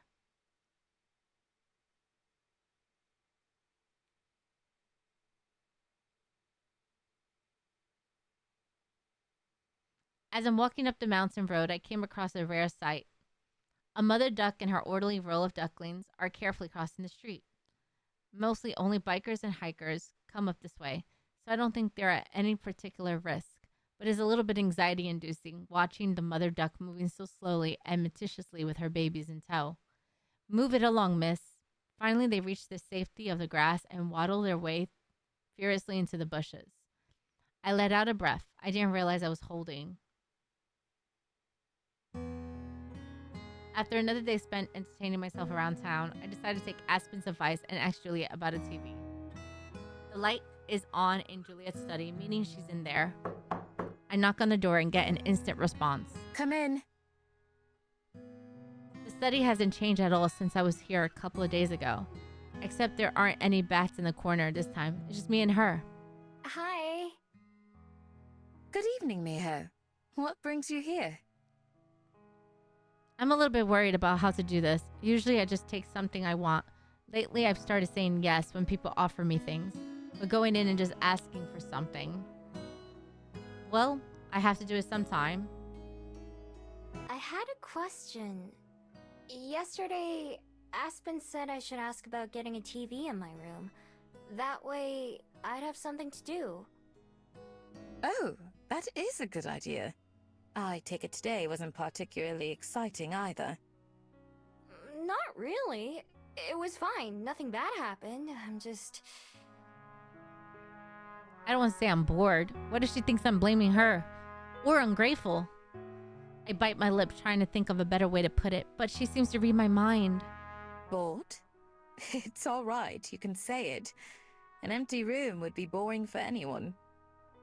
I believe there should be a television somewhere around. Let's take a look. I follow behind her out of the office. Juliet takes me down one of the hallways. I've never been down, and where I don't think I've ever seen the lights turned on. We pass by several doors. What are all these rooms? They've been all kinds of things over the years. Bedrooms, studies, playrooms. But now they're mostly just storage. We stop in front of one door, indistinguishable from the rest. I believe this is the one. It's not locked. Juliet just opens it normally. Inside is dark and dusty. The windows is covered with heavy curtains that don't let any light in. In other words, what you expect from a vampire's house. There's tons of junk leaning against the walls, like some faded bicycles and a dresser that's missing a drawer. Ah, there it is. Juliet points and I see what she's looking at. There's a TV in one corner with its cords wrapped up around itself and thick blanket of dust. We both walked over and wiped some of the dust away. It immediately blows into my face.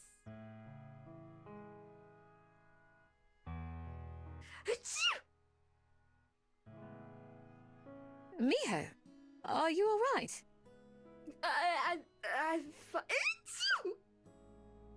Still, I back a few steps away. As you can tell, it's been a while since I've come in here.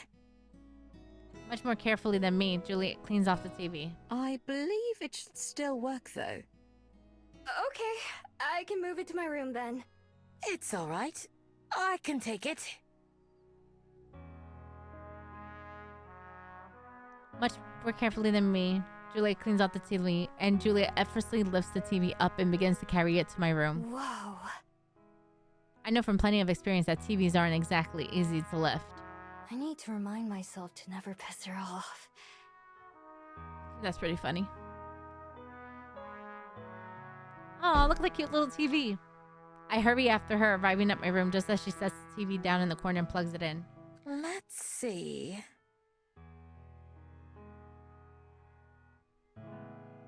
She presses the power button, and with the soft buzz, it comes on. It works! It comes to life. Indeed. I'm relieved. Let me try to remember how to use it.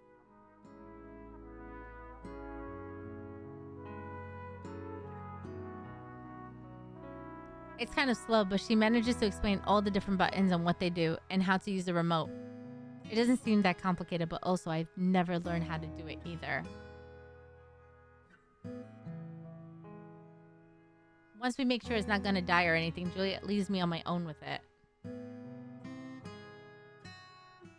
I changed through all the channels, getting an idea for what there is. There are some channels with cartoons, which I know are meant for kids. There are also some shows with real people in them, but they don't make much sense to me. Maybe if I watch them from the beginning. There are also plenty of ads. I recognize more products than I do shows, and that probably has more to do with my lifestyle than anything else though. Even flipping through stations constantly, I do find myself having much more fun than if just napping or walking around. I see why some humans do this all day.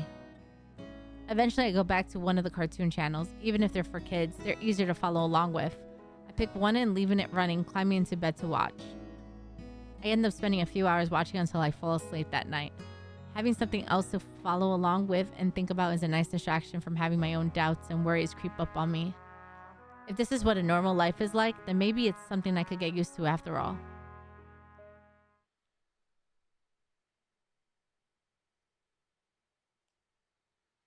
I intended to take a walk through the botanical garden, but my usual route is being blocked by a small wedding ceremony. I didn't know a place like this would rent out a space for weddings, but I guess it makes sense. Lots of good scenery for wedding photos. Weddings, huh? If I got married here, what would be the best flowers to kiss the bride in front of? Maybe like one that smells really good, so that I'm making a pleasant face if anyone takes a photo. Not that I think any of that will ever happen, but, you know, it doesn't hurt to imagine.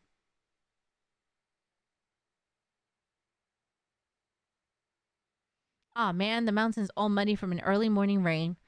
It was heavy enough that even the paved road is covered in mud. Tread carefully through, though. My shoes sink dangerously into the slippery slop, all while maintaining zero traction. Unless I want a face full of mud pie, I think I better head back down for today. I'm not a picky eater, but that's a bit too much even for me. After having dinner and saying goodnight, I head upstairs and got ready for bed. As I flick off the lights and start to leave the restroom, something in my reflection catches my attention. My bead is glowing slightly. Just barely, it's so faint that I can only notice it in the darkness. Removing the necklace, I inspect it more closely. They're warm, not just my magical bead, but the regular ones next to it, too. Not as warm as when I used my transformation magic, but enough that after hundreds of years carrying them, I can detect the difference. I'm not sure what it means. Everything about my magic has always been a mystery to me. Really. Some things like transforming, I just know how to do it instinctively from the beginning. But other than the fact that my bead always comes back to me, no matter where I leave it, I don't know much about it. Returning to my room, I brush my hair to the side and put the necklace back on. I don't have to wear it when I sleep, but it feels more comfortable not having it on. Like something's missing. When I climb into bed, I pull the covers up to my chin like always, rather than transforming. I just lay there staring at the ceiling. Tomorrow is my first day of work. Never in a few hundred of years had I expected that thought to ever cross my mind. Laying here in the place that I've started thinking of as home, the idea doesn't seem that scary. I'm a bit nervous, but I'm excited too. Maybe I'll be really good at it. It'll be nice to be good at something other than thieving. As my eyes begin to get heavy, it occurs to me that usually I have changed into a fox by now. Except for the first night when I was too tired. I spent all my nights here in that form. But tomorrow, I'm taking another big step into people life, so it feels more appropriate to stay this way. Rolling onto my side, I face out the window as I let myself succumb to sleep with the gentle warmth of my beads against my neck. The morning of the first day of work, I wake up extra early, at least an hour before. Aspen will be here. I creep through the house so Julia can't hear me and slip out the front door. Outside is so wet. I don't know if it rained or just the morning dew.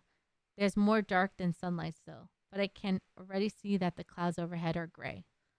Just 2 weeks ago, that would have been cause for concern. Now it's barely worth thinking about. I have somewhere warm to go back to. I start walking, taking a familiar path. Has it really only been 2 weeks? I feel like I've done more living in the past few days than in all the years before time. Every day is something new, and every evening is something secure as life I could only ever dreamed about. It scares me how fast I've slipped into it. I spent my whole life alone. I devoted my entire existence to keeping it that way. But now ever since meeting Aspen and Juliet, I'm not sure I like being on my own quite as much. It feels like I'm losing part of myself, my armor, my defense mechanism, like I'm getting weaker. And maybe that's true. But also maybe that's okay. Maybe it's okay to let myself be a little more vulnerable, just a little. There's no one else to be seen on Mount Victoria as I make my way up to the path. Instead of going straight to the top, I veer off into the underbrush. I haven't been back to my den since Juliet came and found me. I haven't forgotten the way though. All the rain since then has done a number on the den. It's barely recognizable. Since most of it's collapsed into the mud, in other words, it hasn't changed much since the last time I was here. Overhead, the birds chirp in the trees. Maybe they're the ones I fed before. Morning, birdies. Sorry I don't have anything for you today. It doesn't stop them from asking. Half-heartedly, I try scooping away some of the mud from the mouth of the den, but more just slides down, erasing my progress. Then one of the walls collapsed even more, making them worse. Well, so much for that. It's well and truly ruined. That's okay, though. I don't think I'll be coming back here. Just 2 weeks ago, this was all I had. Now it doesn't feel like anything. Maybe that's okay, too. I turn about to head back to the main path when there's a rustle of branch and suddenly something comes out of the bush. She works conveniently for a fox. She trots right out of the bushes and crosses in front of me, then freezes mid-step. Her fur is pure silver, except for a patch of black across her face and paws. We lock eyes instinctively. I can feel myself prepared to transform, so I can greet her as a fox, but I hesitate. Is that still my place? I'll be lying if I could call myself a fox now, at least fully. I relaxed, not having noticed how tense I was. My beads also got cold, although they barely started to heat up. Hi there. I say as a person instead, same as when greeting the birds. At the sound of my voice, the fox turns tails and runs. She doesn't give a second thought. 1 second she's there and the next she's almost out of sight.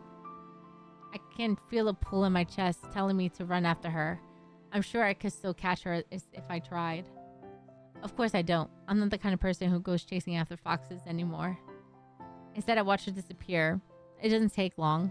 Not even the grass rustles behind her. I'm sure I'll still transform into a fox in the future. Oh. I love it too much not to, but I have to set some boundaries for myself. Watching her go fills me with a pang of longing, but also confidence. I'm making a choice to live this way, even if I have to regret it later. At least I thought about it. At least I'm trying. I make my way back to the trail and up to the top of Mount Victoria. Coming up here never ceases to amaze me. No matter the weather or time of day, the view is always stunning. Right now, it's just me and the breeze. I close my eyes and spread my arms out, letting the wind ripple through my hair and jacket. For a moment, I just let myself go and appreciate how it feels to exist, to be alive and enjoying the breeze. I'm pretty lucky, aren't I? Slowly, I open my eyes again, looking out over the city spread before me. The first time I came up here, I thought it felt kind of small. After all, I can see the whole thing from here. But now it strikes me how big it is, how big and how full. There are more people than there are buildings, and there are plenty of buildings. Humans and fabled, all alive and existing. Up until now, it's been easy for me to forget that people exist just like I do. That they have thoughts and feelings, and things that they want, rather than just being problems to solve or obstacles to avoid. Now I can't help but notice just how alive the world around me is. Even at this early hour, I may be alone up here, but there's plenty of activity down in the city. I fumble around in my pockets until I find the right size coin and feed it into the binoculars nearby. I scan over the city looking for anything that I recognize. Finding the fishing spot is easy, since all I have to do is follow the coast. The whole pier is already covered in fishermen. From there, I managed to find the Bell House. Its windows are dark and it doesn't stand out much. I wonder if Aspen will be the first one there again today. After the Bell House, I aim the lens at the library. The windows are dark there too, of course including the window to my room. I pause on that image, just my window framed in the middle of the lens. From all the way up here, I can spot a tiny little place that I can call my own. I stare at it until the shutter clicks and views go dark. Just 2 weeks ago, I stood up here and wondered if I'd be better off leaving. I'm glad that I have an answer to that now. I turned around and began the long walk home.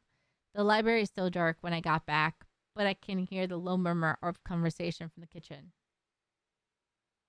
As I step through the doorway, I find both Aspen and Juliet already seated at the table waiting for me. Breakfast is already cooked too. There's a lot more food than usual. Ah, Miho. Welcome back. There you are! We were wondering where you'd gone off to. Morning! Just went out for a walk. Sorry if you thought I ran away again. Aspen shakes her head, pouring herself a cup of coffee as I sit down. The thought crossed my mind, but I didn't really believe it. You've got a big day today, right? You can say that again. Went on my walk just to clear my head. I hope you're excited too. I'm happy for you, even if I am a teensy bit jealous.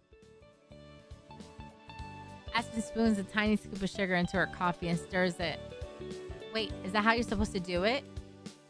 I had to remember in case Julia ever makes me drink tea again. A teensy bit of jealousy is a good motivator to work even harder myself. Actually, about that...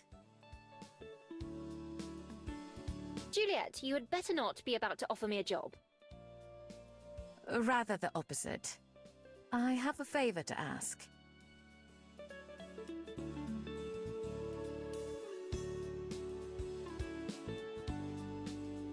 Just for today, do you think you could assist Miho as she gets her bearings?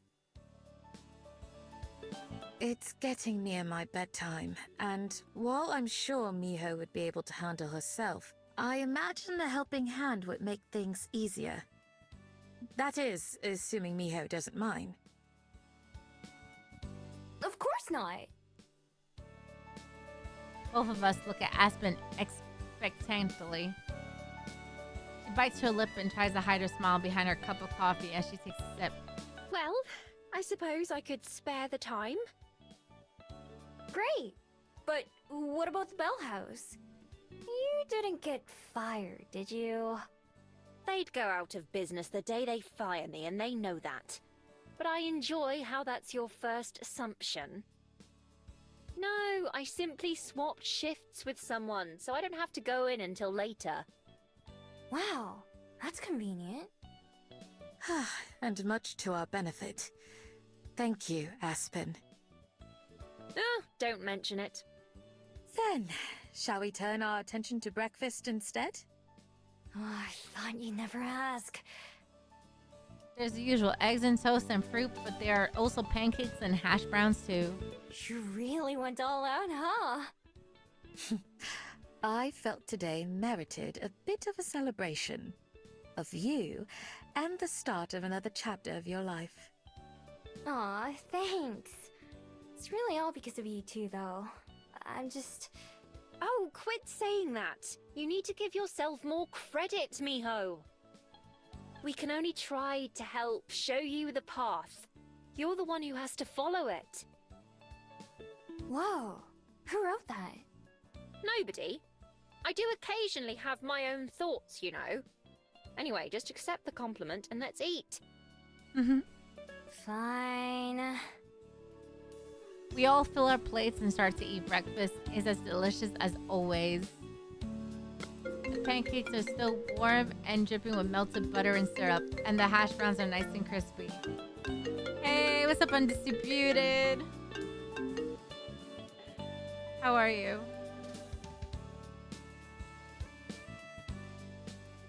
Day 7?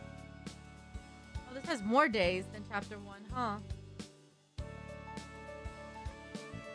How is it? Great! I've never had hash browns that weren't soggy before. Sometimes that's because they were leftovers I scavenged, but sometimes even when they're fresh. I'll be sure to remember you like them this way. Oh, and the pancakes you made are delightful, Aspen. You made these? Don't sound so shocked. I have to do a lot of baking and prep work at the Bell House. They're really, really good. Thank you. Aw. I'm glad you're enjoying them. As tasty as they are, they ends up being more food than I can eat. I force myself to finish the pancakes even though I'm full. By the time I'm halfway done with them, because I don't want Aspen to take it personally. But eventually I have to throw my fork down in defeat. Did you get enough to eat, Miho? More than enough. I think I'm set for the rest of the day. I'm sure you'll feel differently by lunchtime. And there's no greater compliment to the cooks.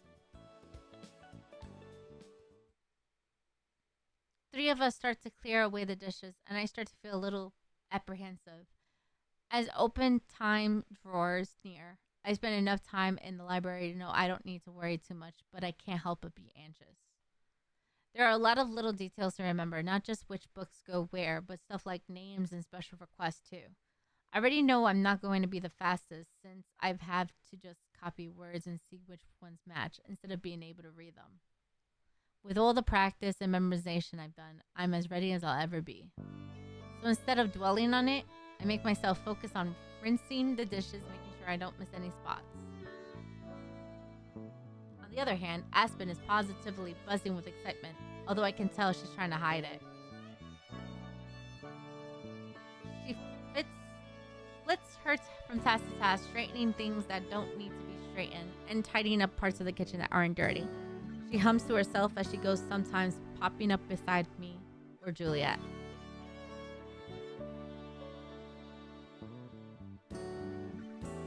And of course, Juliet herself is the same as ever, calm and stoic. I thought she might be a bit worried about leaving the library in our hands, but considering she leaves it, at the very least, I'm determined to not leave the library any worse than when there's nobody running it.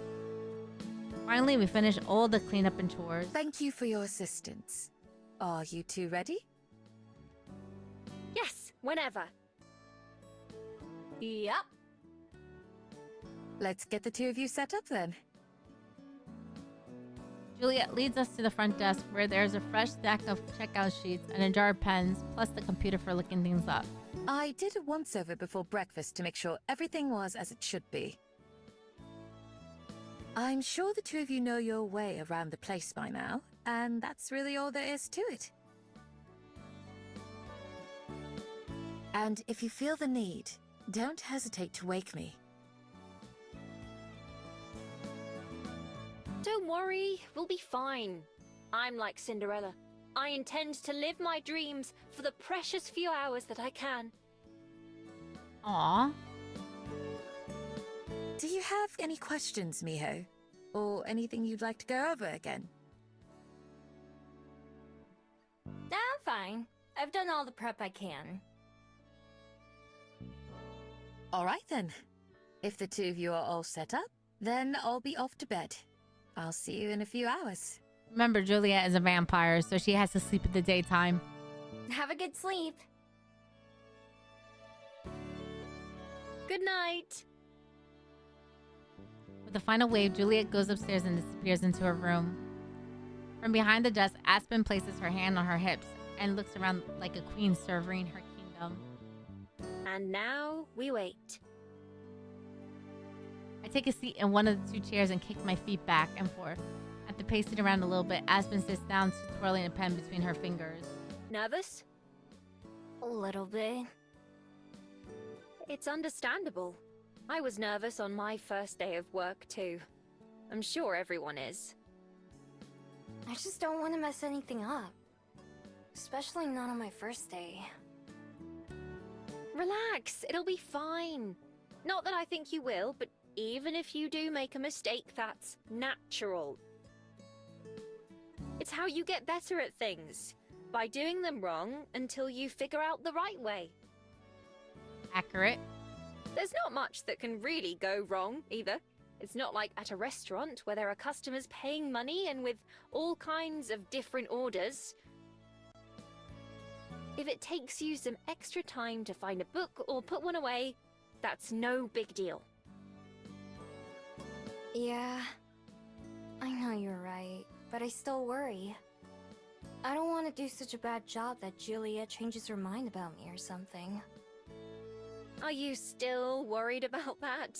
Juliet adores you. You could burn the whole library down and she'd still let you live in the ashes. That's a little... Whoa, okay. That'd be closer to what I'm used to, at least. Right, you and your dramatic backstory. My what? Backstory? Life story? Whatever you want to call it. I'm sorry, I shouldn't make light of it. Oh, it's fine. I don't mind. Just forget that you think it's interesting. I hope someday you understand why. Maybe you'll hear a story that resonates with you and makes you want to know more, or get to know that person better. She pokes me in the side with her pen. Like me, when I met you. Ooh, Aspen, are you crushing on Miho? Let me find out. I guess that makes sense. Like, when I talked to you and Juliet. Juliet, perhaps. Even I don't know much about her life before she came to Welly, and even that is fuzzy. And you? I know this makes me sound like a hypocrite, but there really isn't much to say about my past. For one thing, I don't have nearly as many years as you two. But also, I had a boring, normal childhood in a boring, normal town. I went to a boring, normal school for a while before I moved out here, hoping for a change of pace. But now I live a boring, normal life, just in a different city. I'll bet I wouldn't think it's boring. I don't even know what a normal town and normal school are like. Aspen opens her mouth to say something, but right as she does, the front door opens and Aspen leaps to her feet. Good morning! The guest, a red-haired human, looks surprised. Oh, hello. Wasn't aware there was anyone working this early. I'm just helping out today. But Miho here is the library's new daytime caretaker. Hi there. The guest, a red-haired human, looks surprised.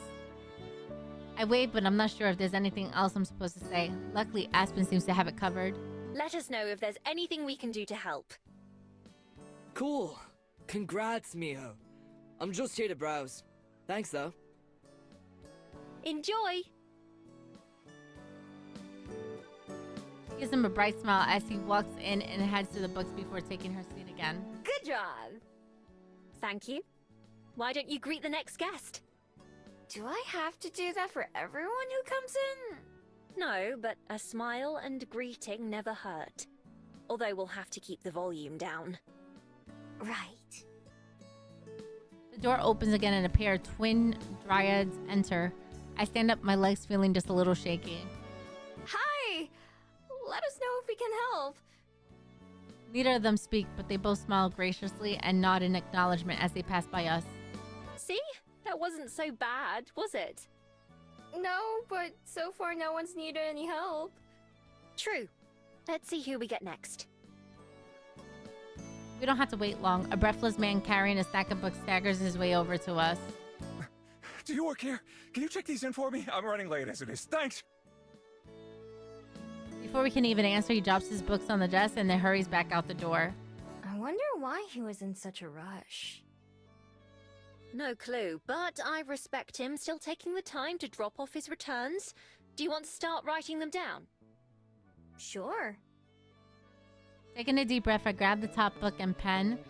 The title isn't too long, fortunately.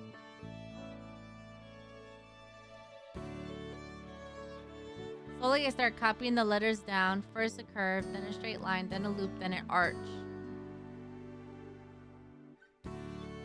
Hello, welcome. I didn't even hear the door open this time.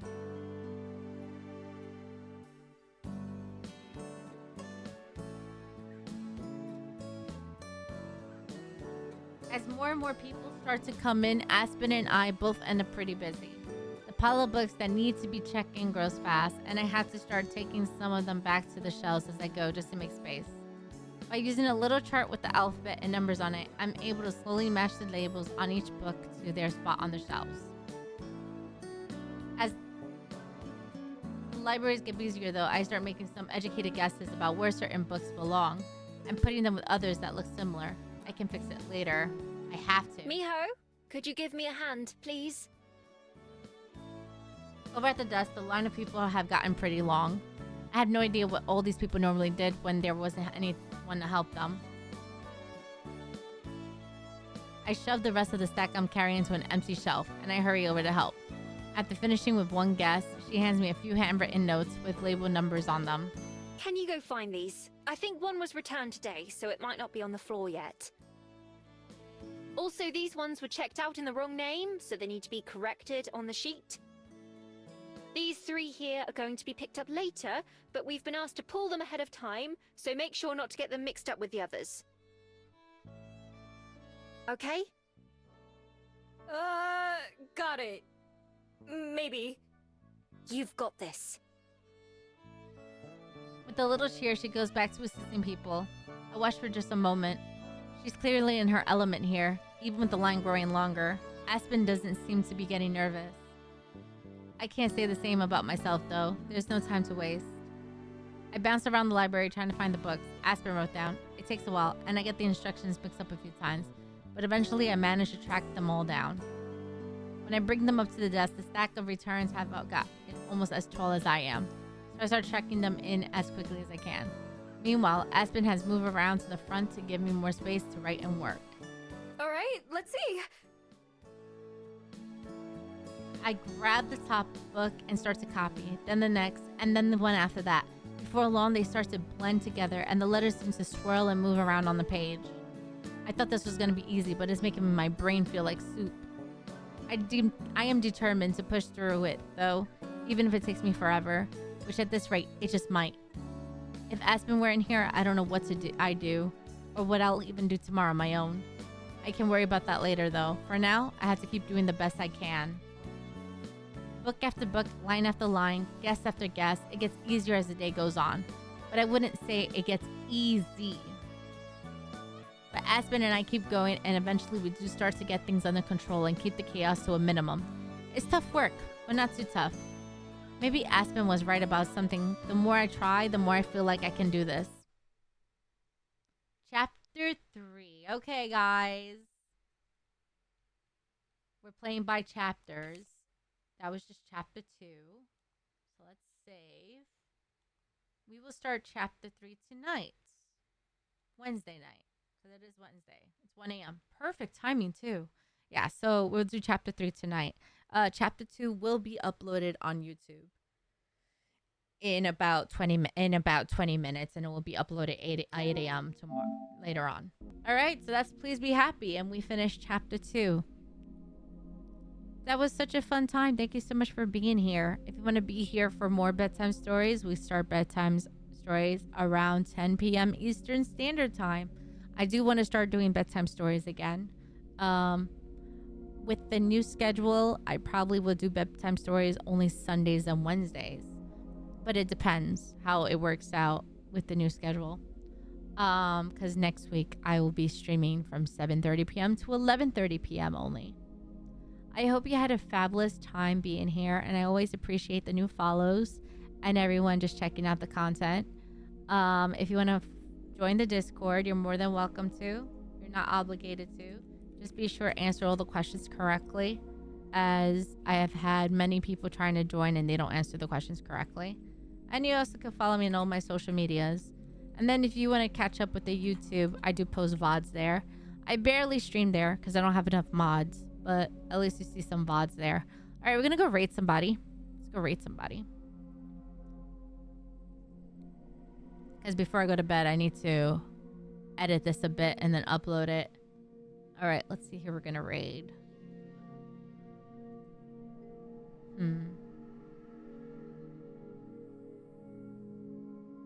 Call of Duty. We want to rate something chill.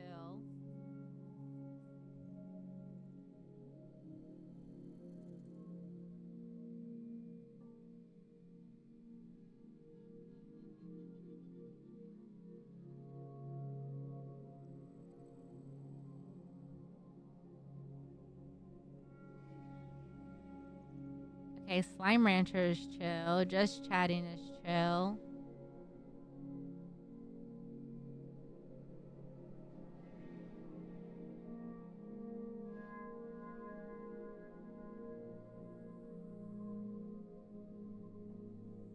Anybody else reading stories?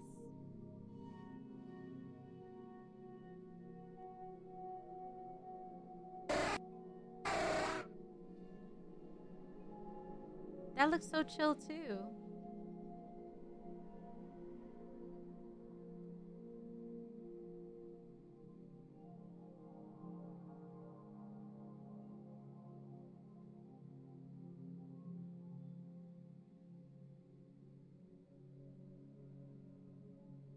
Okay, we're gonna raid my VTuber friend Sui playing Seeds of Calamity. I think that's how you say it. It looks like a wholesome game. It looks super chill. So let's go show some love. It's my VTuber friend, so be nice. And it looks really cute and cozy. And it makes sense to raid a cozy game since we were reading bedtime stories. So let's go show love to Sui. Or Sue. I don't know how to say her name. But okay. Bye.